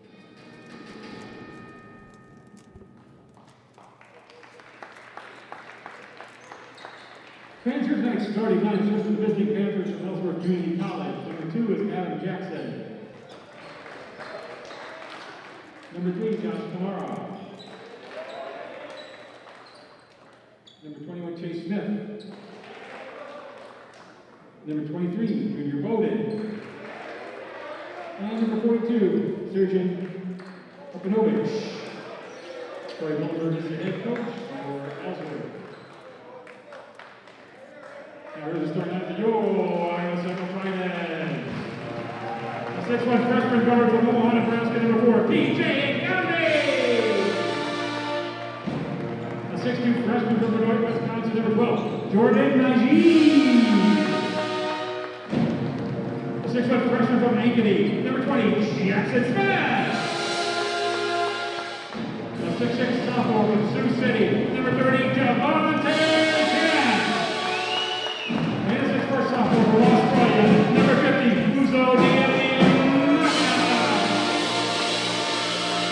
Represented by Chair Hill, assisted by Kai Kramer and by Peter Zetting. Welcome, Triton Nation, to your Iowa Central Triton broadcast of the Iowa Central Tritons going up against the Ellsworth Panthers.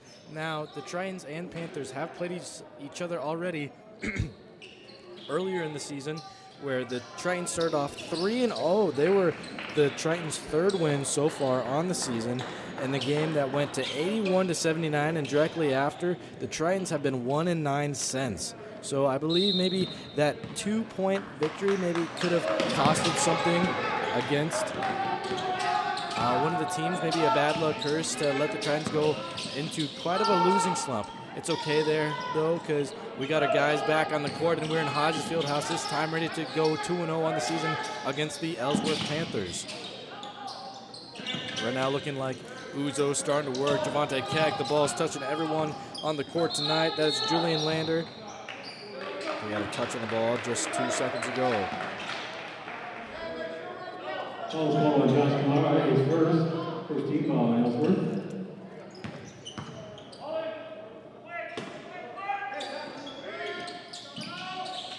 We got a pass in. Nagambi gets down, and Javonte Keck is near wide open, but decides to wait to pull the trigger and goes down for a layup, but is up and contested and is no good, so it's still 0-0 so far. As 30 seconds tick away in this first half to play. We are going to do 2 halves, of course, 20 minutes in each period.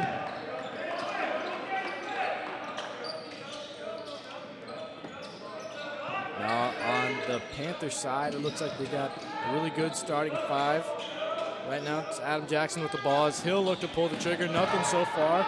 So now we will get the Tritons' first rebound of the night. PJ Nagambi gets on the scoring sheet for us right there, and that is Jordan Majid. Majid drives, tries to get it in, tries to tip it in again, but nothing.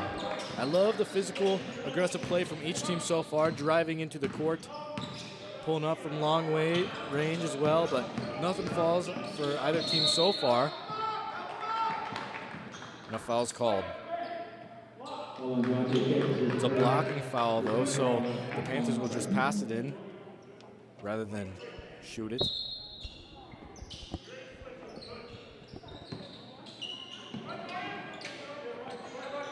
That is number 21. That is Chase Smith with the ball.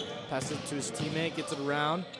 Goes for a hop, step jumper. Nothing goes for number 3 there, so Chase Smith will be backed up and go for 3, and that is the first basket in the men's matchup tonight. Chase Smith gets that easy 3-point basket to fall.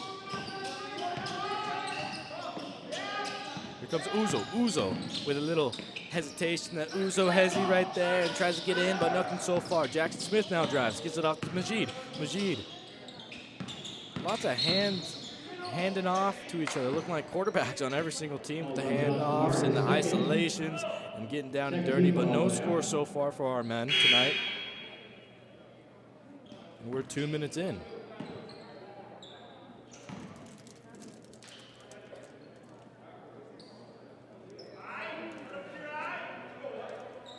Jordan Kerr in the ball game.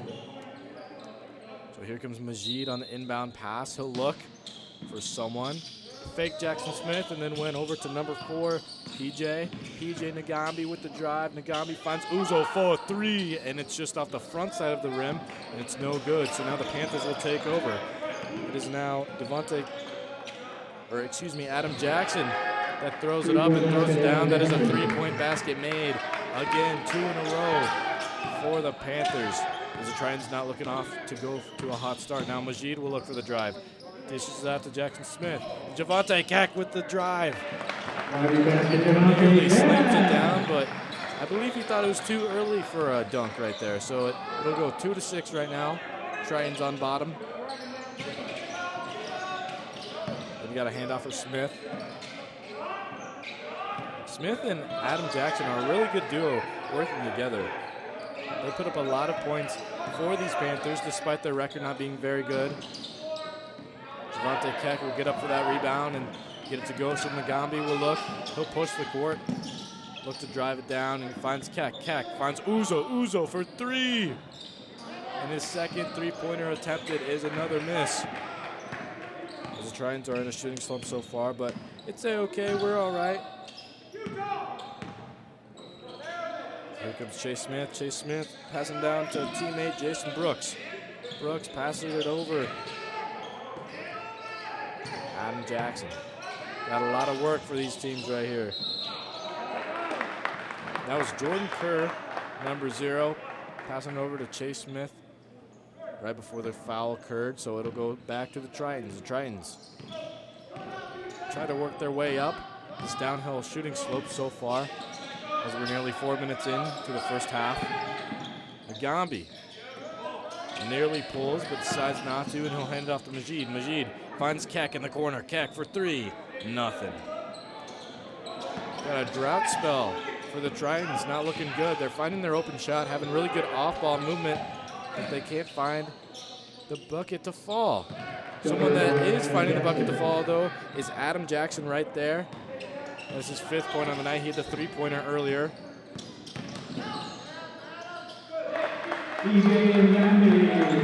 Now we got PJ Nagambi, the Tritons' leading scorer on the season with 20.5 points per game. Gets that basket to go. 4-8 right now. PJ Nagambi, like I said, is leading the Tritons in points per game with 20.5, and he's 2nd in the ICAC, trailing just Adam Jackson, who's also on Ellsworth. We got point scorer leader versus 2nd place point scorer leader going up against each other in that matchup tonight. Adam Jackson already off to a hot start with 5, along with our guy Nagambi with 2. And there's that man just talking about Adam Jackson. Pulls it for 3 and gets it to fall. So it is 4-11 right now. 15 minutes to go in this period to play. Now Jackson Smith, the isolation, and he gets in and down and dirty. He will score 6-11 on this one tonight.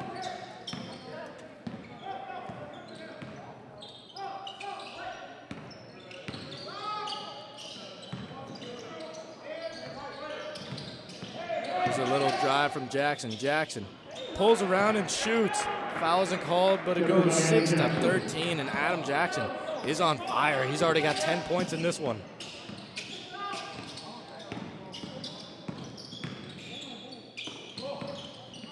here comes the drive on the other way from Uzo. Uzo stops, decides not to pull the trigger. And he hands it off to Javante Keck. Keck drives and is fouled.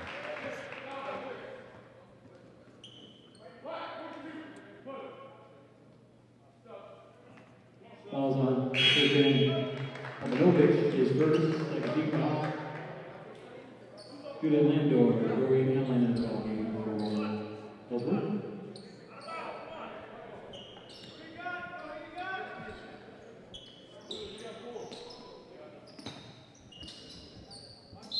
Third team foul on Ellsworth. So now Nagambi will look to pass it in.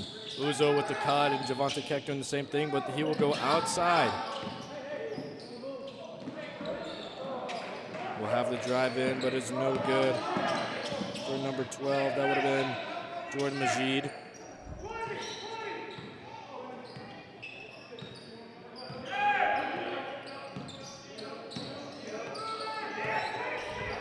Adam Jack looks to find himself down in the lane. Nothing so far. For number 4, that was Julian Lander that tried to get the bucket to fall, but nothing so far in that one.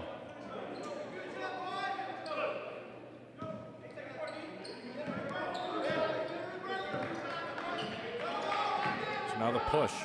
Gambi will get it down to Jackson Smith. Guard on guard action. Javante Keck looked like he was going to do something there, but no. Intends to set the screen, but can't get it to go, and a foul's called. I believe that would have been a block.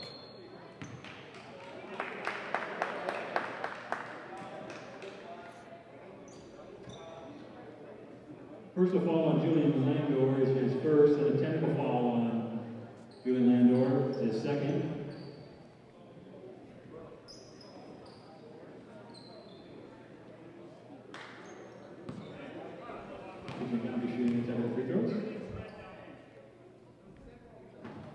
Nagambi puts the first one up and gets the fall.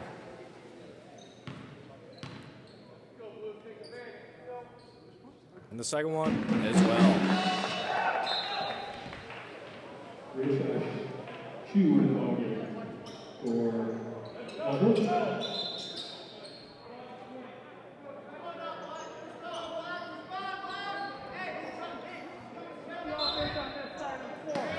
Inbound as the Tritons will retain possession. After that foul was called, Javante Keck tries to get inside, but no for him, no twice. Got 2 offensive rebounds. Uzo gets it there and pushes out to Majid. Majid pulls the trigger and does not score. So it'll be back in the hands of the Panthers. That is Dorian Allen pushing up the court and gives it to teammate Adam Jackson, who's been the fire starting up in this one as Javante Keck is on him. And a drive from Jackson is, and he lands on his butt. So no points awarded there.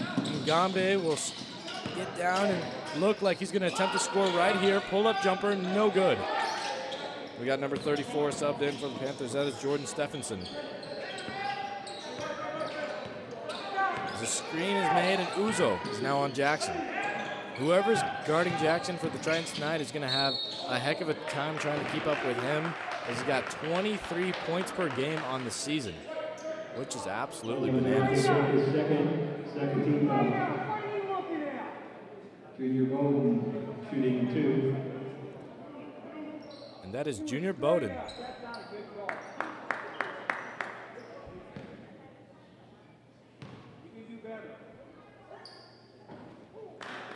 First one's up and it gets out. The ball does not lie. Peter Stevens in the Tritons. Here comes some substitutions. Got Jet Pineo subbed in.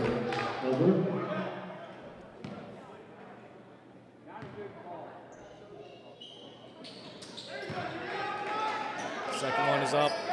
8-14 on this one on the night. Look at Nagambi, who's been in the entirety of this first half, playing really well so far. Another substitution, that is Jaden Stephenson in, who just attempted that shot, and a foul's called. Foul's called on Rich Ushman. His first, 16 foul. So he will go to the line. Peter Stevens shooting 2.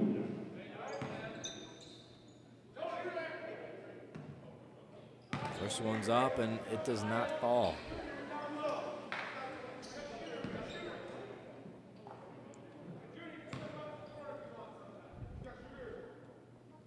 Second one up, and it's no good as well. So now we're going to have to see some work, some effort from the Tritons if they want to claw their way back in this one. They're still down a little bit of points. Great, excellent ball movement. A few guys have been wide open on this one, but they will settle for the mid-range game in the middle of the key. That is number 15 that just recently subbed in, Tony Alexander, who got that 2-point basket fall. Nagambe with the score. That is his 6th point of the night. Got a floater, floating up, floating in. That's Dorian Allen. Everyone's getting on the board tonight on both sides of the court. Stephenson drives, nothing. Travel called, so it'll go back to Ellsworth. And we'll use our first timeout in this half. Score is 10-18. The Tritons are down. But you know what? They are not out of it. You could tell right away that the Ellsworth girls looked immediately out of it after just halfway through that first quarter. But in this matchup, it's really close. They're just going to have to figure out how they can contain the Panthers' leading scorer, Adam Jackson, who is an absolute killer on the court. He scores a whole lot of points for the Panthers. And let's see what they can do after this timeout.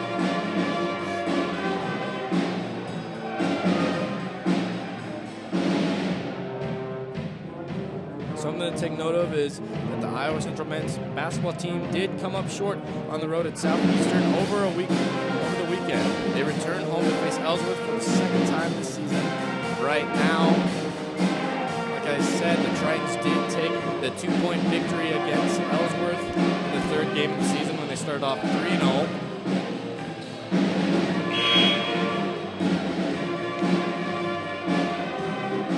That was Ellsworth's closest loss. And they've had a pretty rough season as well, as they've only gone 1-13 on the year.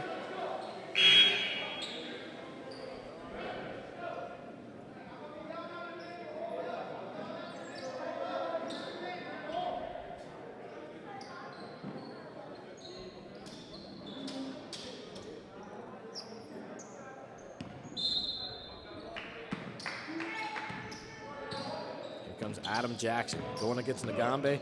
That's what I love to see. The two scorers going up against each other, pushing, motivating each other to lead their team, to see who can come out on top. That's how it exactly should be.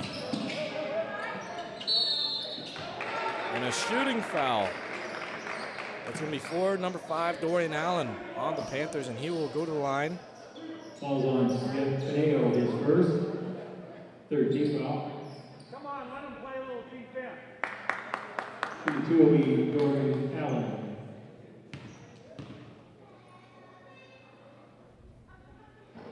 Allen's first attempt is up and good.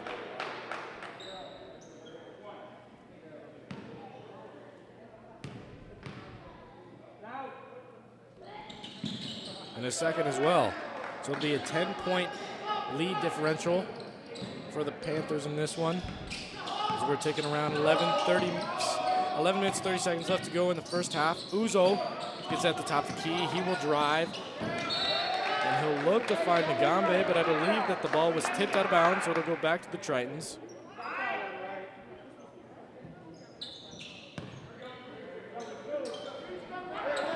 Jackson Smith finds his way to Jet. Jet stuck in the corner, so he has to go out to Nagambe. Nagambe tries to work on his ISO. Nothing there. Stephenson will beat it there, and he will cause a turnover. And Jet's trailing right behind the man of the hour, and he causes a good defensive stop. And a whistle is called, so let's see what the ref will call here. Falls on James Stevens, his first. Not a shooting foul, but a reach, I believe. So it'll be an inbound pass, and now we got a sub. John Dang in the line for Tritons. Cham Dang is coming in for Jaden Stephenson for the Tritons. Cham is just someone that is an absolute bulldog. I mean, he will put you to the ground. He's super strong. He's got the toughness. And a complete leader on the court as well. Here's Jackson Smith on the fast break opportunity. Jackson Smith scores.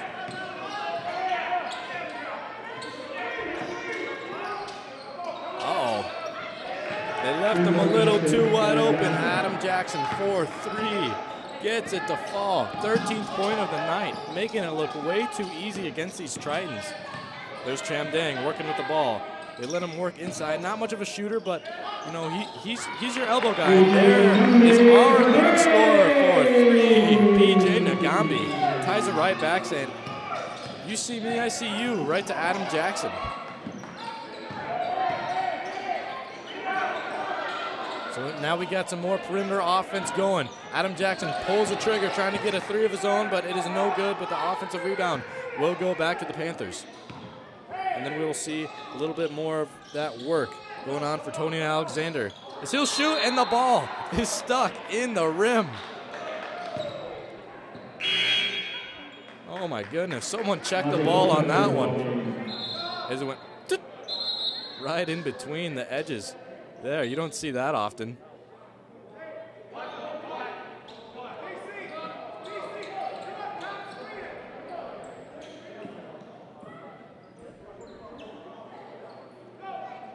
And because of the ball getting stuck, it'll actually return to the Panthers. They'll get another crack at it, but it'll immediately go out of bounds, as when Devontae Culpepper, who was just subbed in for the Panthers, immediately goes out of bounds with the ball. So now the Tritons will pass it in. 15-23 right now, as we just get into the 10-minute mark. Past it, I should say, actually. Cham Dang sets a screen for PJ. PJ with the drive, with the floater, with the cheese, gets it up and gets it down.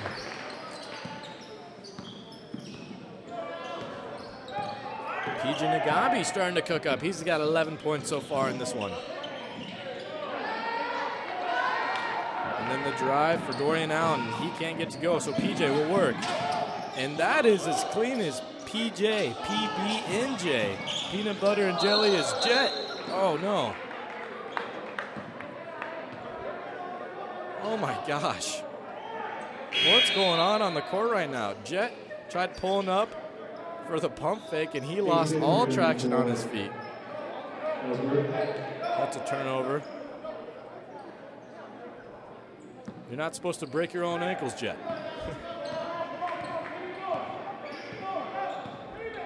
So now Panthers will work with their guy, Adam Jackson. Jackson looking for some type of ball movement, some type of screen. Nothing for him so far, as Chase Smith comes back in. He had the first basket tonight, a 3-pointer. Really good shooter for them. And here he is shooting the ball, and it goes right. And there's Culpepper. Culpepper pushes out to 15. Here comes Chase Smith. Chase Smith gets around to Adam. Adam Jackson. Screen called for Adam. The boy with Jackson Smith on him. Gets a hand in his face, and it's just short of the rim, as Uzo takes a hard crash to the floor. Sportsmanship is there, though, for number 23. That's respect. Junior Bodden was there to help him get right back up. 17 foul. And it was a team foul. So the Tritons, because of it being a team foul, they're in that bonus, so they're going to get them attempts from the line.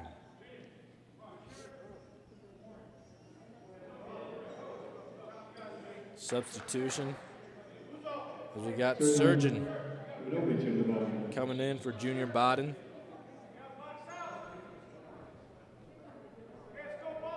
Looks like Panthers are trying to add some size in this last stretch of the first half. Here comes Uzo. His shot is up, and it rolls right in. That's his first bucket of the night. Get on the scoreboard with that one. Uzo's second attempt is good. 2 for 2 on the night. Love to see it. Here comes Adam Jackson. Another way, finds his guy. Chase Smith gets it over to Culpepper. Culpepper tops the key and gets stuck. So now Jackson will get a work. Had a screen, but didn't take a shot. So he gets it over to 15. That is Tony Alexander. Finds Chase Smith for 3. Throws it up, nothing. But Culpepper's there. He's like, I got you. I got this offensive rebound. Feeds it right back, and it finds it in its hands of Adam Jackson, who gets the crossover in the block by Cham Dang. But a foul's called. Jackson will get sent to the line for 2. And Cham Dang was in prime opportunity to tell him to get that out of here, but he got a little too close for comfort. And Adam Jackson, the shooter from beyond the arc, I guess isn't much of a shooter on the line as he misses his first one. And here comes a second. Ball's up, and it's no good as well. Jackson Smith has the awareness to get it there. It's 19-23 with 8 minutes left to go in this first half. PJ Nagambi trying to call play. Finds Jackson. Jackson works the way out to Cham. Cham to PJ. PJ dances, Jimmy jives, and finds his way to Jackson Smith, who pulls. And it rims out, but he gets his own rebound back, and a travel is called. Oh, goodness. He moved without dribbling. He had too much of happy feet. Too much penguin in him to get that ball turned over.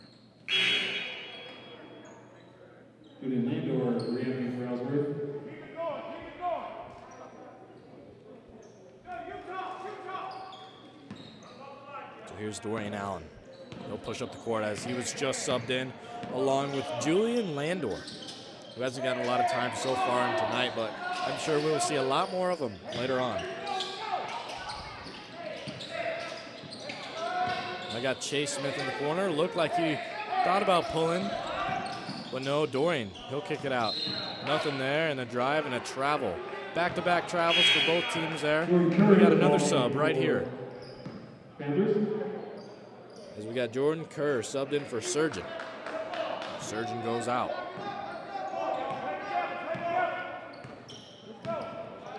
So PJ Nagambi stays in for the Tritons as the Panthers took their highest scorer, Adam Jackson, out to rest, presumably in this matchup. Here's PJ, just talking about him, pulls the trigger, nothing there, and it goes wide right. So Dorian will take over. Allen gets it down to number 34.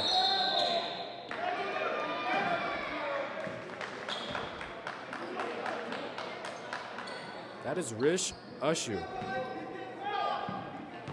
That nearly gets it to go, but no, sir, 19-23. And there's been a large scoring drought in this one as of recent possessions as Jackson Smith goes up and falls down a bit hard.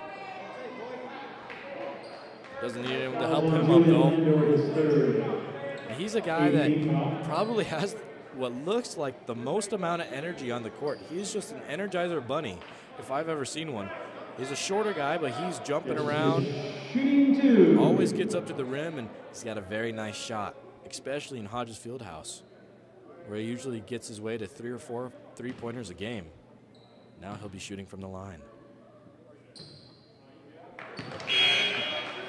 Too much ketchup and mustard on that one. As the ball goes heavy. We got a substitution. Here comes in Abden Elzar.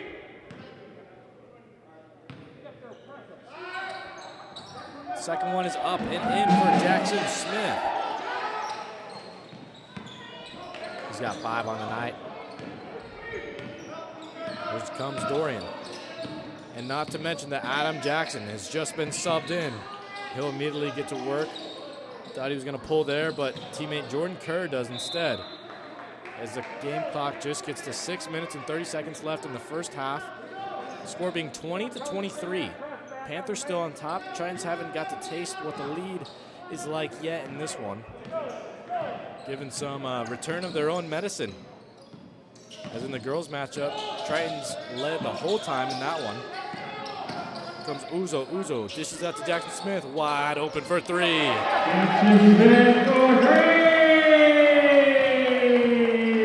Jackson Smith gets it to fall, just like I was talking about not long ago. That is the 8th point of the night, and he ties it up. Tritons v. Panthers. And Abdenazar does what he shouldn't have done and left Adam Jackson wide open for that mid-range game. Jackson's on the board for 15 now. Abdenazar dishes it out to Jackson Smith. Jackson Smith There's that energy, that physicality I'm talking about. Despite being a smaller guy, Also, Adam Jackson is first. drives on the Euro and almost gets it in, but 19 no. foul. Jackson Smith at the line. Shooting 2. Jackson Smith throws it up. First one's down. Here comes the second. Up and in. It's 3 for 4 on the line tonight. And he ties it up once again, 25-25. Here comes drive from Kerr. Kerr dishes it out to you-know-who, Adam Jackson. As he'll spin around Abdel-Nazar. Nothing for him so far. Dishes out to Kerr again. Kerr works to the left side. Comes another handoff to Dorian. Dorian dances, gets around. No one, but does find a wide open Chase Smith, but he falls just right of the basket. So the Tritons with their first opportunity to take the lead since the very beginning of the matchup. And PJ Nagambi goes with what looked like a hesitation, but a travel is called. Moved them feet before he moved the basketball, so the ball will go back to the Panthers. We got 5 minutes left in the first half.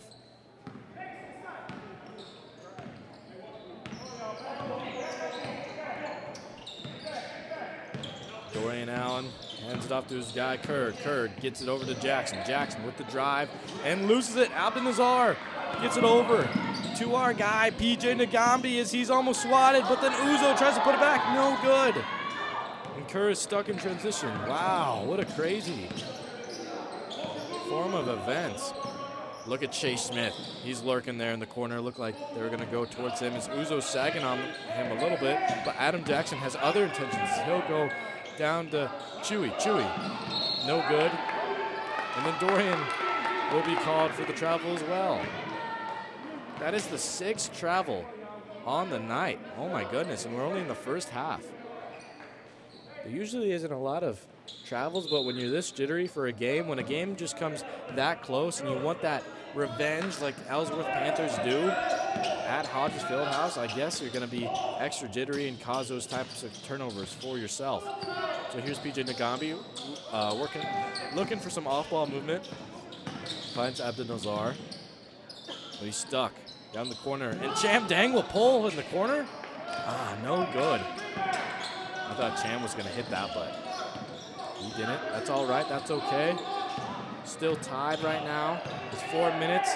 Tick away, and Adam Jackson pulls, and still no points from the field. So here comes Jackson Smith. And another travel call. And Jackson Smith can't believe his eyes. So Ellsworth will use a timeout, and I'm sure they'll just say, hey, these guys have turned the ball so many times on travels, we got to take it over. We've scored a whole lot of points, but we haven't scored a lot of points off of turnovers, and we need to start doing that if we want to increase our lead. But rather than increasing the lead, they've had it lost. They've had it stuck at 25 apiece between the Tritons. As the score is 25-25 with 3 minutes and 45 seconds left to go in the first half. We got some storylines for you on the night. The Tritons were unable to get on track at Southeastern, failing 76-65. Although PJ Nagambi led the way at 25 points, adding 3 steals and 2 assists. Nagambi had a great shooting day, making 75% of his shots from the three-point line and 50% from the field, which is absurd shooting. You wonder why we're using him so much in this first half. He has a boatload of points so far. He's catching Jackson Smith. He's catching Adam Jackson. Got too many Jacksons in the building tonight.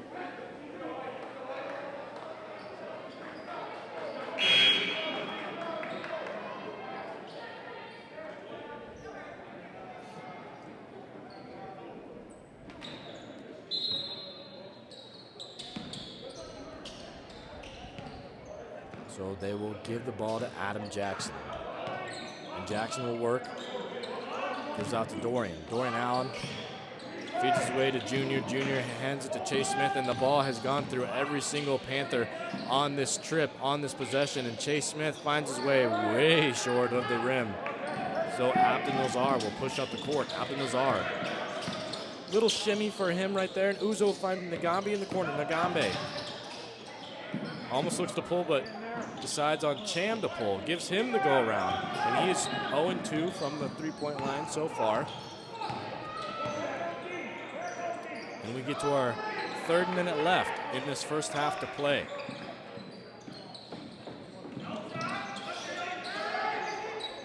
Whoa. Adam Jackson tried to play that off, but that was easily a travel. Dribbled, had the ball, and jumped crazily in the air. No way, you're not getting away with that. So here is PJ with the push, and we got a substitution for the Tritons.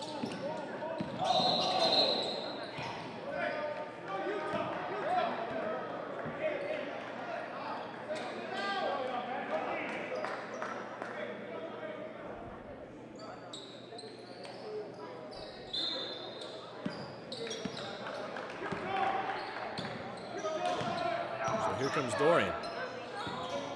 Dorian finds his way to numero uno, Devontae Culpepper.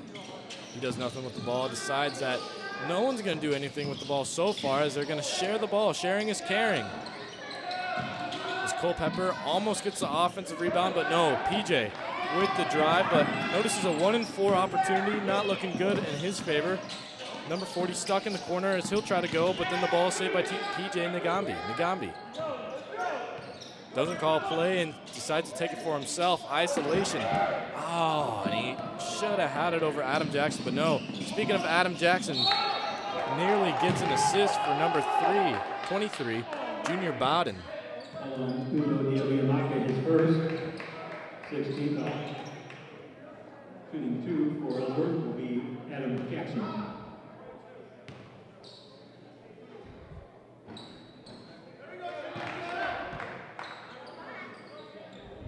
That was Junior Bowden that just got on the board right there.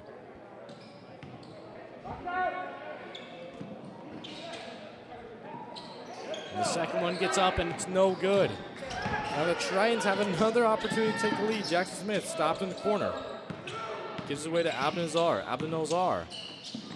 Uzo trying to do something with it, but no. And a turnover from number 40.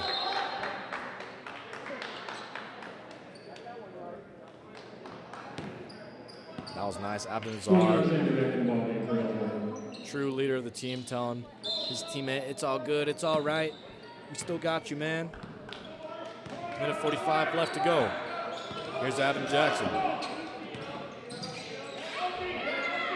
Finds his way around to number 15. Decides not to pull. Dorian gets away, and the ball finds its way all the way back to 15 as it'll go down to 23. 23, that's Junior. Pulls it up and almost goes in, but it is a putback layup for number 15, Tony Alexander. So the score is now 25-28 for the Panthers. And Abdenazar drives and scores. That's his first two-pointer on the night.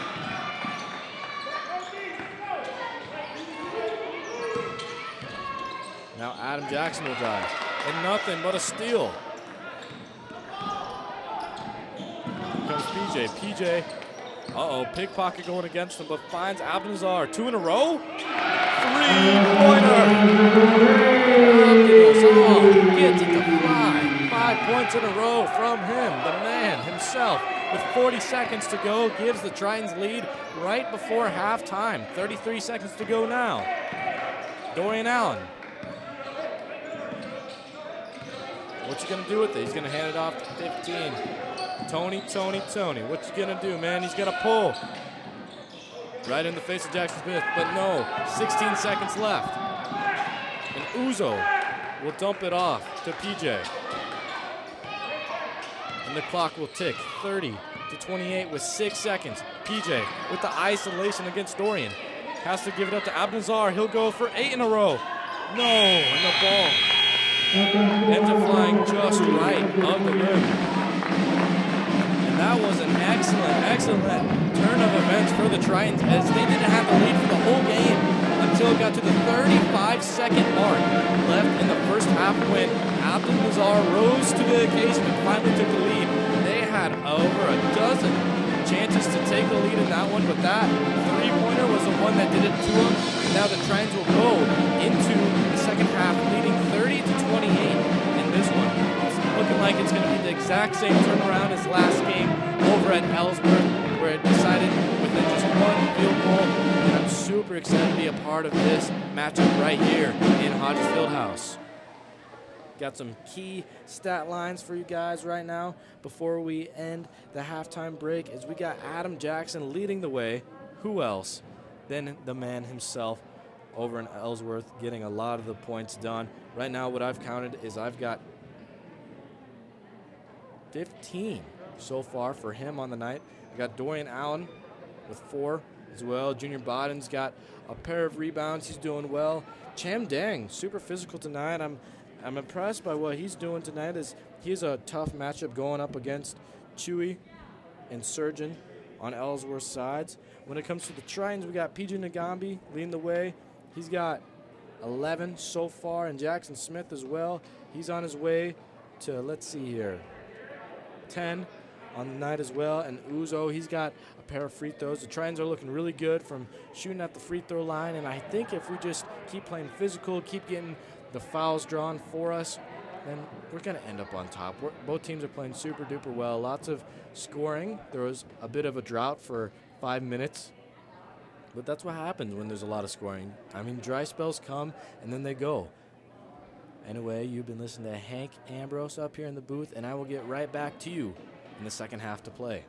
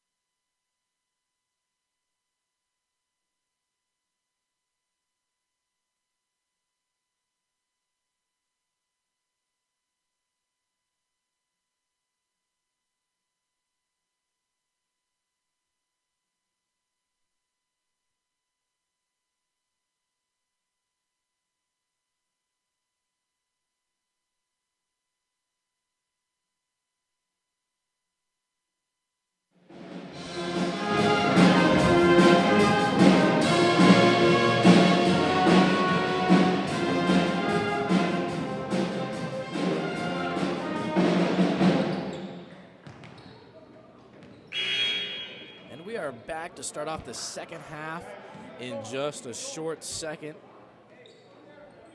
It's been a really, really close contested game so far, as originally it did start off like it looked like it was going to possibly be a blowout for the Panthers, as they started off with a 6-0 run, courtesy of the man himself, Adam Jackson, Mr. Points Per Game leader in the ICAC conference.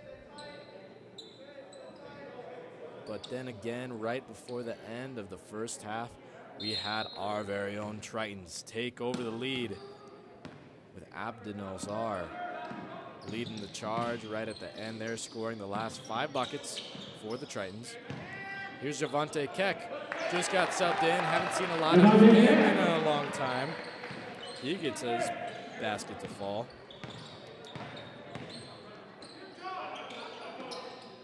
It's his second field goal, 4th point. Then here's number 42. That is Surgeon right there. Got some new faces. That's Josh Kamara that's subbed in. And then here's Smith. Smith will pull from mid-range. No good. And PJ Nagambi and Abdel-Nazar fight for the rebound, and coach is not happy after that one. So the ball will go right back to the Panthers, as Adam Jackson will try to work in the corner, but he's locked down well by Abdel-Nazar. So we think. Now Chase will pull, and it's an air ball. Nothing but CO2, baby, on that arc. So the ball goes out of bounds. We are already a minute into this last half to play of the contest. And here's our very own PJ Nagambi, our points per game leading scorer, dishes it off to Abdel-Nazar, who finds Uzo. Uzo finds Jackson Smith. Jackson Smith from mid-range, and it's good, it's wet, it falls, it's down. So it's 34-28, and the Tritons take their biggest lead of the night for our men's, 6 points. Speaking of Jackson Smith came up huge in the last time that the Tritons went up against Ellsworth. He hit a very clutch 3-pointer, leading to the victory in Owl Falls. Panthers come up short on that one. PJ Nagambi with another turnover. He doesn't want to start it off that way, does he? Adam Jackson with the drive, and he's just short. Oh, and that is a rough call for PJ Nagambi, who came in for the LeBron James type of behind-the-back swat, and rough call. So Adam Jackson goes to the line, and he's kind of laughing it off himself.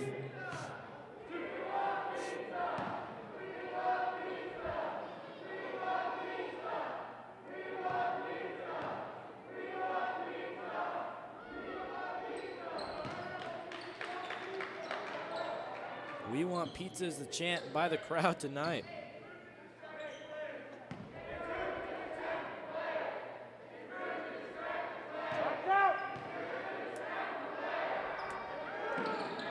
And the second free throw is good.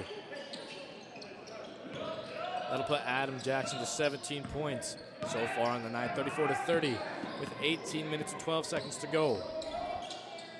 Here's Abdel-Nazar, he's stuck at the near top key. Javante Keck will drive outside in the ball. Let's see the call here by the ref.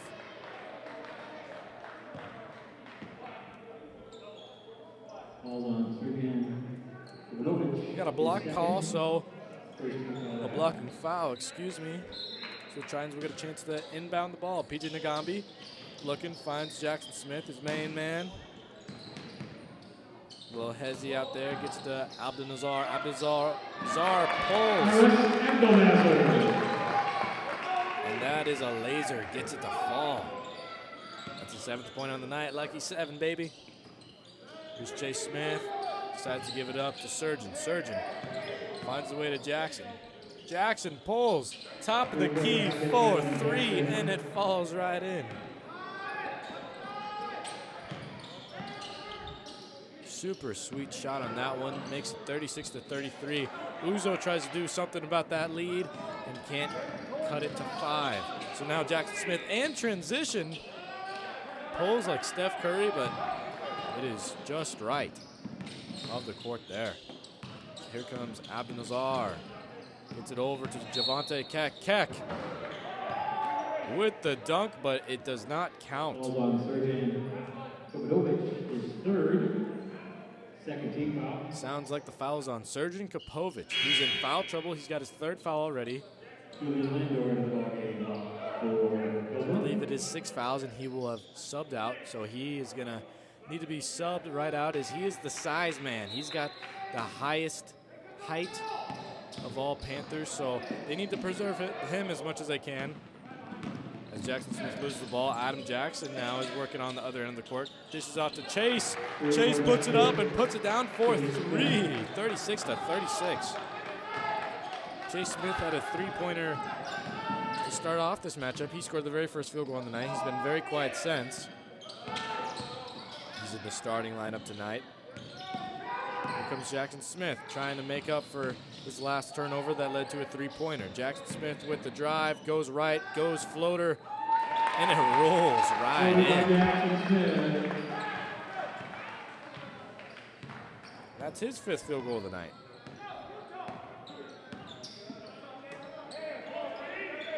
So score will be 38-36, Tritons on top. 16 minutes, 15 seconds left. He's got Josh Kamara, who hasn't got a bucket yet, but he is stopped in transition, so he'll end it up to Adam Jackson. Adam Jackson pulls. Ball just barely doesn't roll right in. Got lucky there. Uzo now in transition. And you know what they say, patience is key. Panthers thought that Uzo would have passed that one off, but he just waited for the exact right moment to go behind his head and watch it fall right in.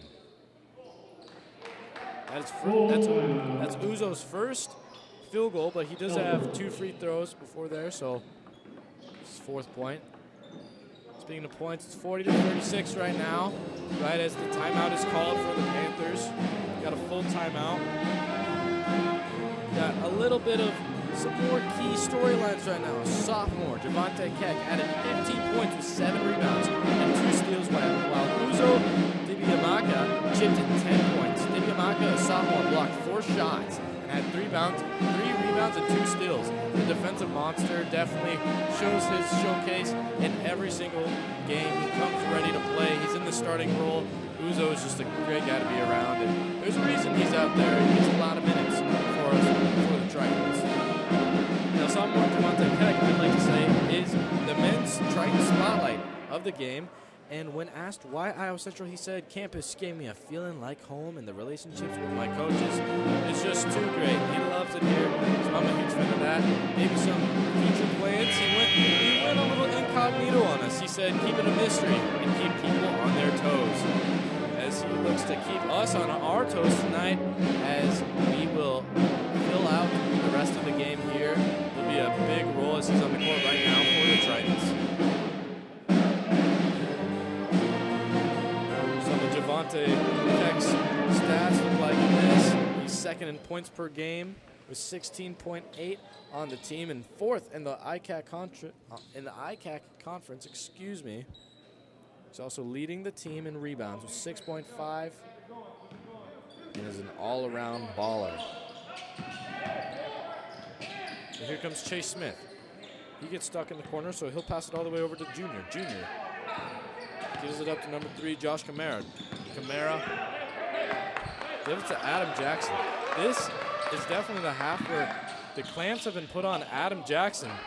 And excuse my language, as he totally betrayed what I just said. And the score goes 40-38 as he makes it on that one. And a steal was near for Abdinazar, but a turnover happens anyway. Or was it a tip? Let's see here. It was tipped out of bounds. So PJ Nagambi will get possession of the ball, and he'll pass it in on the inbound. Gets to long, lengthy Javante Keck as he'll go inside. Pulled an Uzo, tried waiting until he got open, but was fouled instead, so he'll go to the line. So it's 40-38 with 15 minutes left in this final game to play. Javante Keck, shooting 2.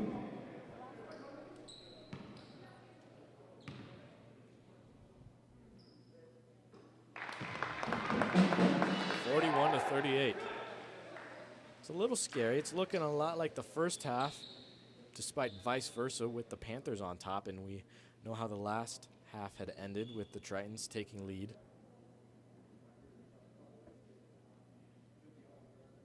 We got a talk between the ref and number 3. The ref giving him a warning. And Keck's second one is no good, so it'll be 41-38.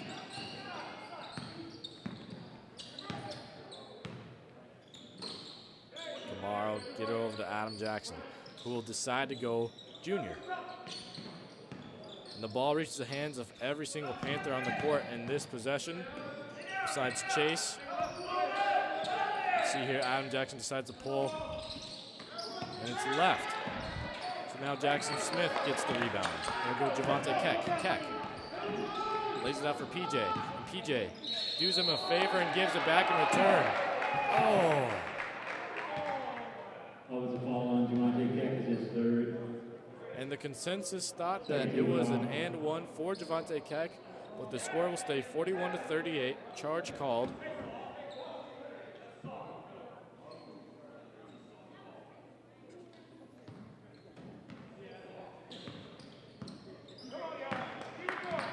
There's Kamara. He'll push up. Gives it over to Adam Jackson. Finds Junior.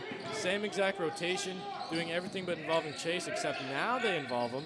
And now number 4, Julian Landor will pull.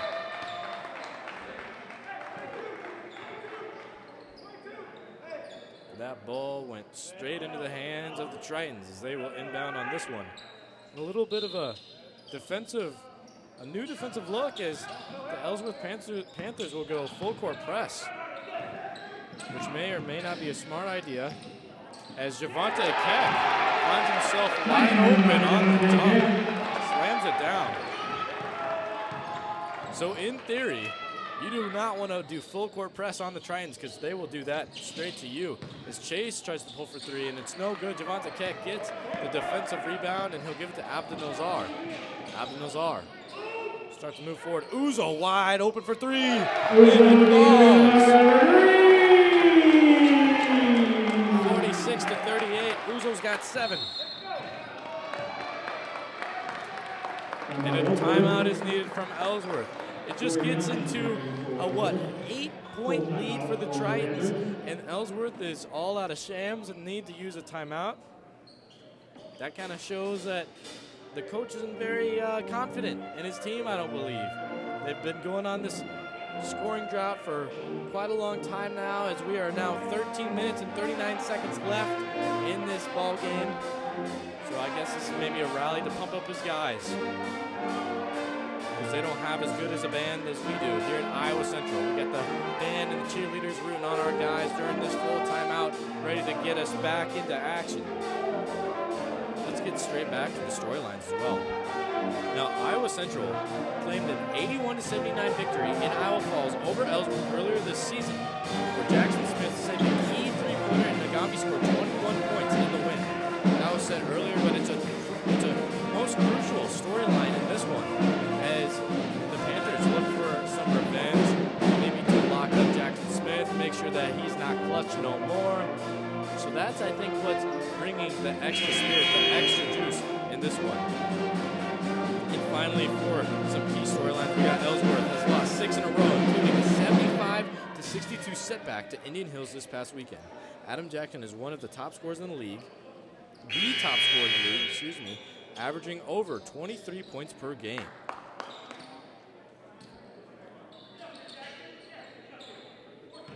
And he is definitely showing he's more than capable of scoring. He's got a whole range of buckets in this one tonight. And there he is, right there. So pass it over to Julian Landor. Landor will go Kamara. Kamara stuck, so he'll go Junior. Junior passing back to Landor. Landor. The spin, has to dish out of it. Double dribble. Lots of disagreement between each of the coaches and the refs tonight.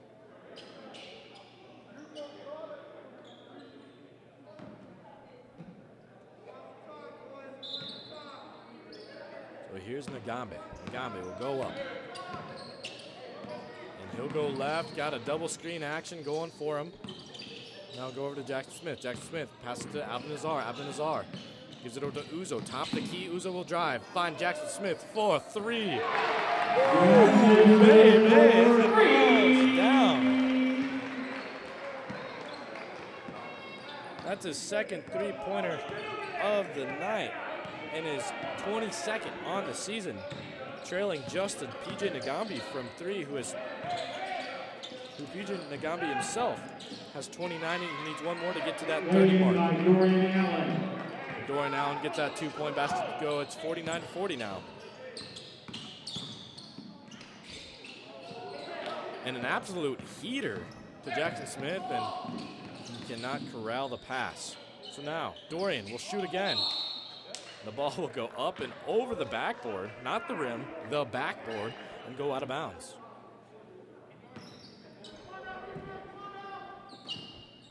So here's the pass in for Abdel-Nazar. Abdel-Nazar will go down.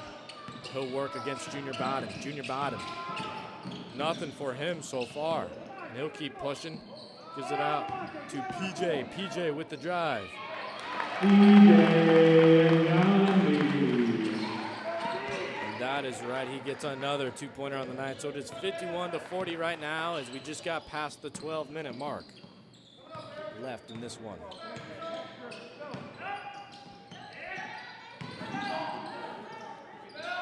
Got some really good off-the-ball transition that leads to a Junior Bowden 3-pointer. So that was very, very good by them guys. That is Junior Bowden's first field goal made in this one. Makes the score 51-43.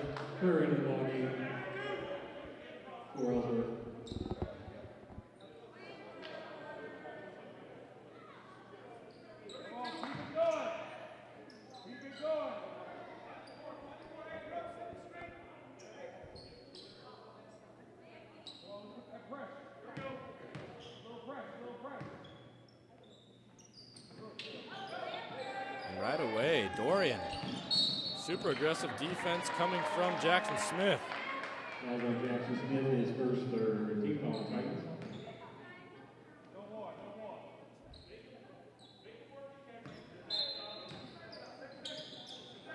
Dorian Smith will now have the basketball. He's stuck at the top of the key, so he hands it out to Kamara. Kamara goes Adam Jackson. Adam Jackson with the ISO maneuver.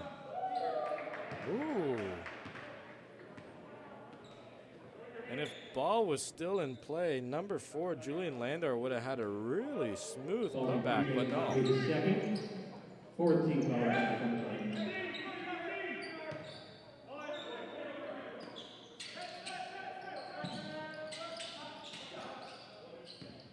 So here comes our guy. Is number 0 is subbed in for the Panthers. That is Jordan Kerr, and then there is Dorian with the drive, and geez, that was a gnarly foul. So it will go to the line on that one. The line shooting 2 will be Dorian Allen.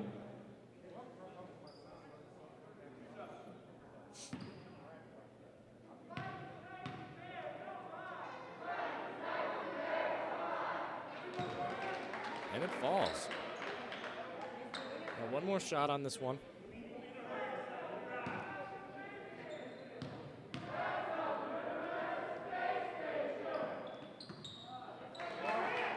And it has a thud, but it goes in. Abdel-Nazar passes to PJ Nagambe. Nagambe to Uzo. Uzo with a little dribble drive as he'll try to cut to the rim, but is cut short by Adam Jackson. So it'll go the other way. Find his way to Javante Keck. Javante Keck loses it. And here comes a drive. And a near swat, but no. Uzo gets the defensive rebound. 3-on-2 opportunity. Jackson Smith with the dish to PJ Nagambe. That is Jackson Smith's second assist on the night, making it 53-45 with 10 minutes and 30 seconds left to go in this one.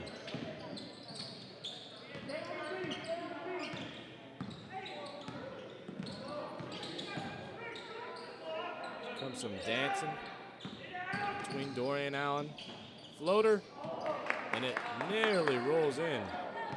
Javante Keck is there with the length, with the reach to make sure it doesn't fall. So PJ Mugambi, he will roll and the ball flies about 50 feet in the air. Ball's called on Adam Jackson is second, 14-5. PJ Mugambi shooting 2. Here's PJ's first attempt. And it rolls right in. So the score goes to 54-45. Tony Alexander re-entering for the Panthers. And PJ Mugambi currently with 16. Let's see if he can tie Jackson Smith at 17 and cut the lead to 10-point difference. It's up. Swish. Nice shot. 30-second timeout, Iowa Central. Iowa Central to use a 30-second timeout. I think this is just a refresher for a lot of their starters. They've kept the same rotation for quite some time. Same guys have been scoring for an even longer amount of time. So this is a good call. I'm a fan of this call.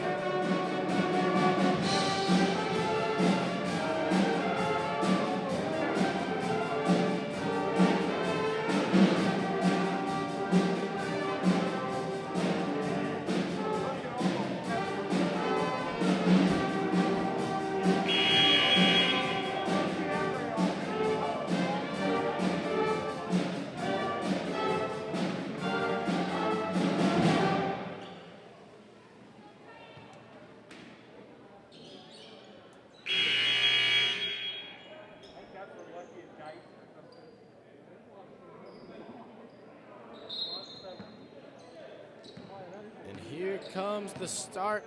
We got 10 minutes left to go in the second half, which is crazy. We're already halfway through the final period to play.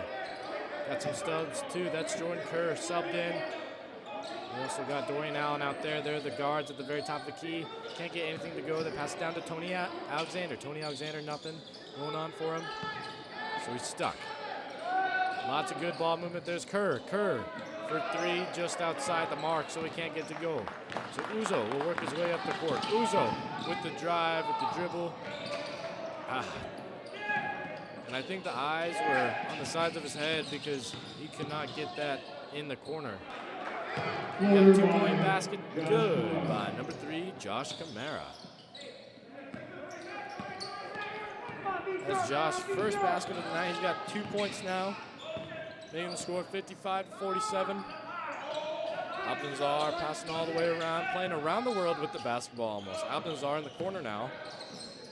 Jackson Smith is right there as well. Jackson Smith. This is to PJ. PJ for 3. Gets it to go.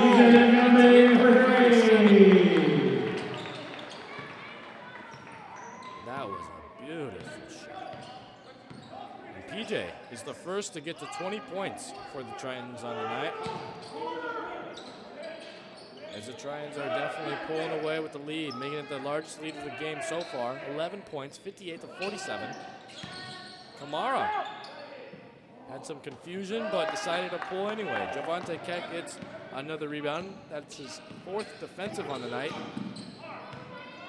PJ will drive. PJ called for the travel. Nearly was going to say foul, but no.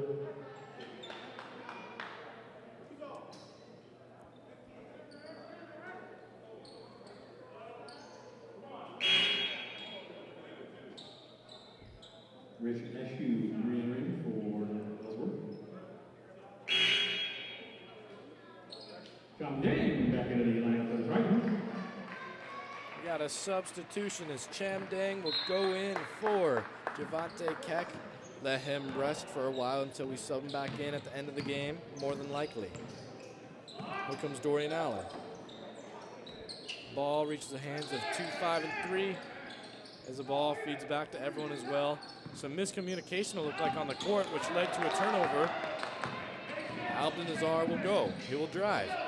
Now we got 8 minutes left to go in this matchup. Here comes PJ. Oh. Nazar was just on the bench and must have had himself a Butterfingers. Went out of bounds. Got the fans involved on that one. Dorian Allen.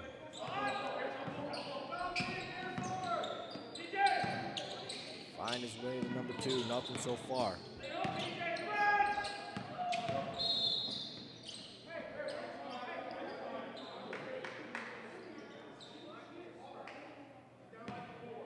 Ball on PJ Ngame is his third.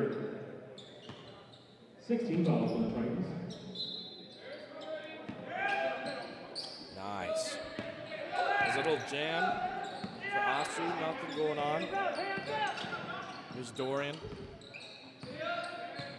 Been very physical when he drives to the basket, but hasn't gotten a lot of points go for him. And I could say the exact same for the guy that just shot right there, Josh Kamara. Only has 2 points so far in this match. Uzo running the point, finds his way to Cham Dang. Stops in transition, sets a screen, and rolls out. But Uzo decides to take it, and a little more to the right, and that would have been cash money, but no. 7 minutes left in this matchup. And Adam Jackson pulls from 3. Gets it to fall, and it looked like it could have been a foul, but no. Wasn't luckily rewarded on that one. And Cham Dang will find himself way open in the corner. He gets his first 3-point basket of fall this night. He is 1 from 3 from beyond the arc.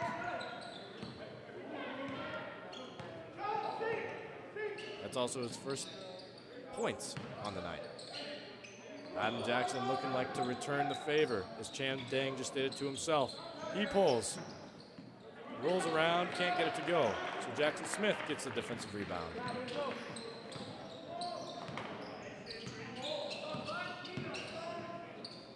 PJ. Jeez. Throw way out of bounds.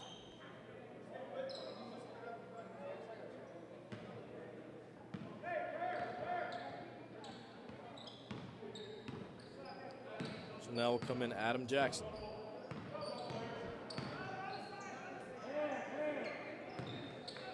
Now Allen with the ball, top of the key. They're doing a lot more milking of the clock than I believe they should be because they are still down 11 points, and if they want to come back, they most certainly can. They're one of the highest scoring teams in the ICAC conference, but they're just struggling with the defensive side. His first 17 foul. We're in the bonus, so Adam Jackson will get to the line. Got some leaders for you in the ICAC conference. Like I said, Adam Jackson of Ellsworth has got 23 points per game. PJ Ngame with 20.5. Devontae Keck is in this game with 16.8. Some other guys in this matchup. Out of this matchup, we got McCleary Robertson from Nyack with 18.2. That's the other points per game in the top 4 leader.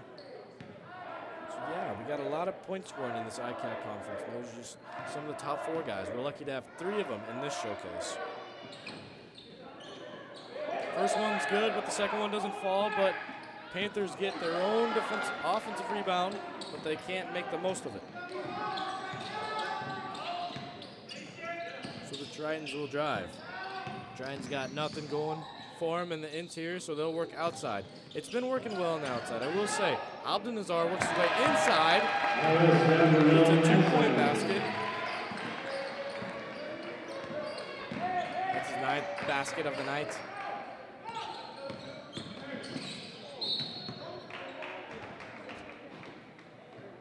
Adam Jackson drove and was fouled, so he will take a second trip in a row to the line.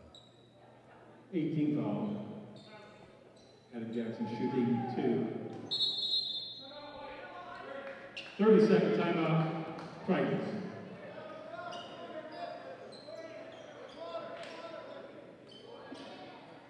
The Tritons look to use a timeout. I'm sure this is to talk to guys about a okay, we're getting in that 5-minute stretch where we can start milking the clock. We can be more conservative, don't have to force the shots. We can wait for a better shot. That's what I picture is what's going on inside the huddle right now. This head coach Chad Haley is in there telling these guys what's up.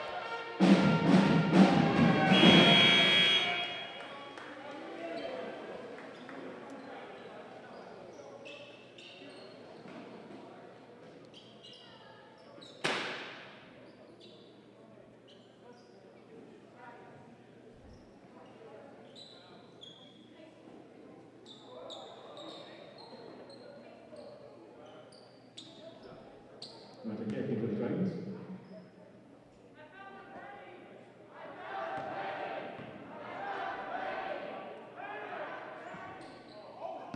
First one up and no good.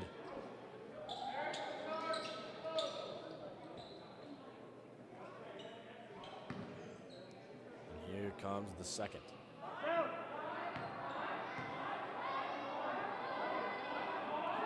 Up, and it's a splash. So count that down for Adam Jackson.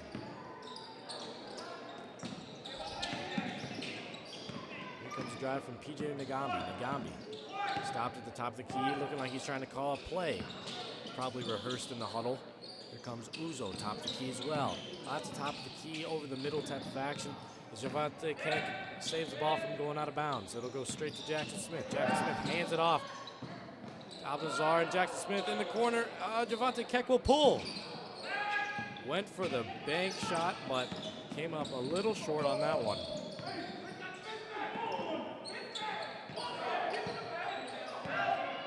Got a lot of yelling and miscommunication on the Panthers court. They sound super frustrated with each other. Sad to say that. There's 15 rolls around the rim. Tony Alexander gets another basket for him, so the score will go 63-54 on this one as we just tick down to our 4th minute left to go in this matchup. And a steal for number 34. And Devontae Keck returns the favor of a steal of his own.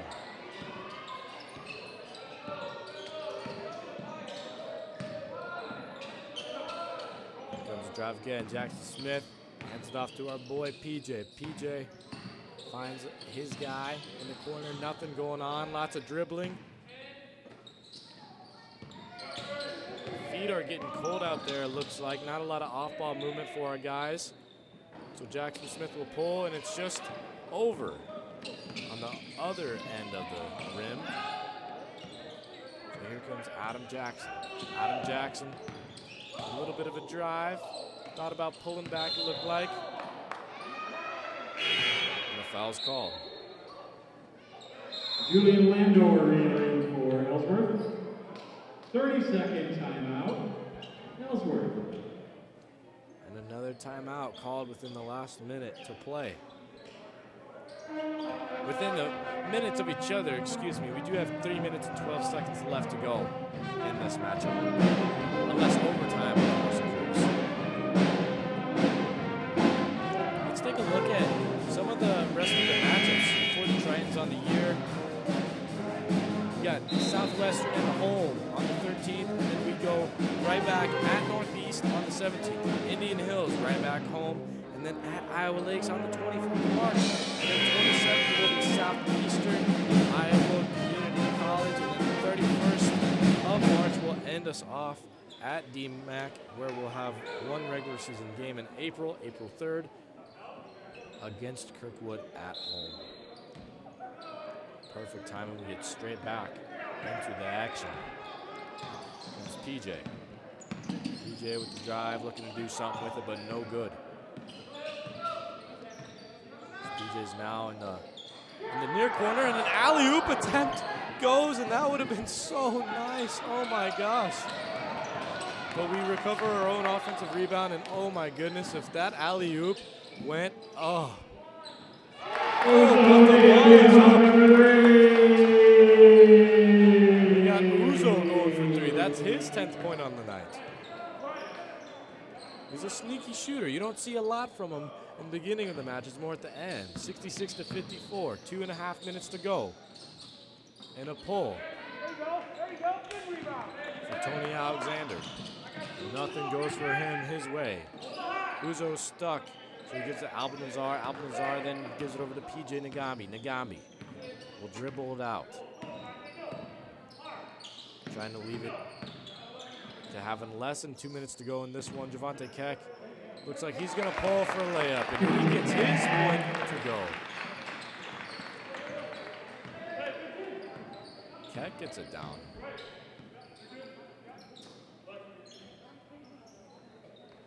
Comes Josh Kamara working around his guys, and here comes a drive. Foul called. Let's see what it is. Foul is on PJ Ngambi's fourth. PJ Nagambi's fourth foul called. Technical foul has been called on number 4. It's his second technical and 5th personal. A technical foul is also called on number 4. So let's see how the refs settle this.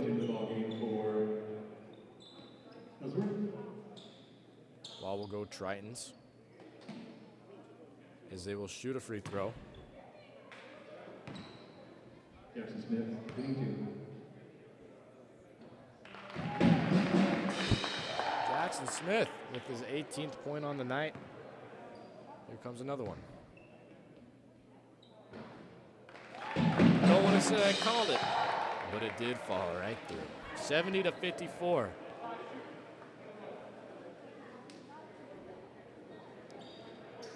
We're playing this cat-mouse game of free throws. Is now the Panthers will have their delayed attempt of free throws. Dorian Allen, first attempt. It's up, just off the rim. So then it'll be sent over to PJ Nagambi, who's in foul trouble. You got to be careful. Granted, there's only a minute and a half nearly left in this matchup, but still, you never know. Here goes Uzo. Uzo finds himself driving, gives it up to Jackson Smith. A lot of perimeter offense. I really like it. They don't have to pull right away. They can work their way inside at the last second, just like that. Although they did not end up making it. Here comes Jackson. Adam Jackson driving. Nothing for him so far, so he'll pull and he'll give it to number 5. Nothing. Got some bricks after bricks. That's what they specialize in over at Ellsworth Community College.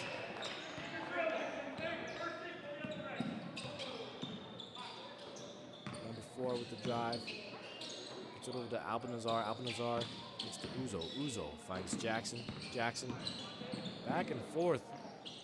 Sharing is caring. Albanazar getting a bucket was known to be true.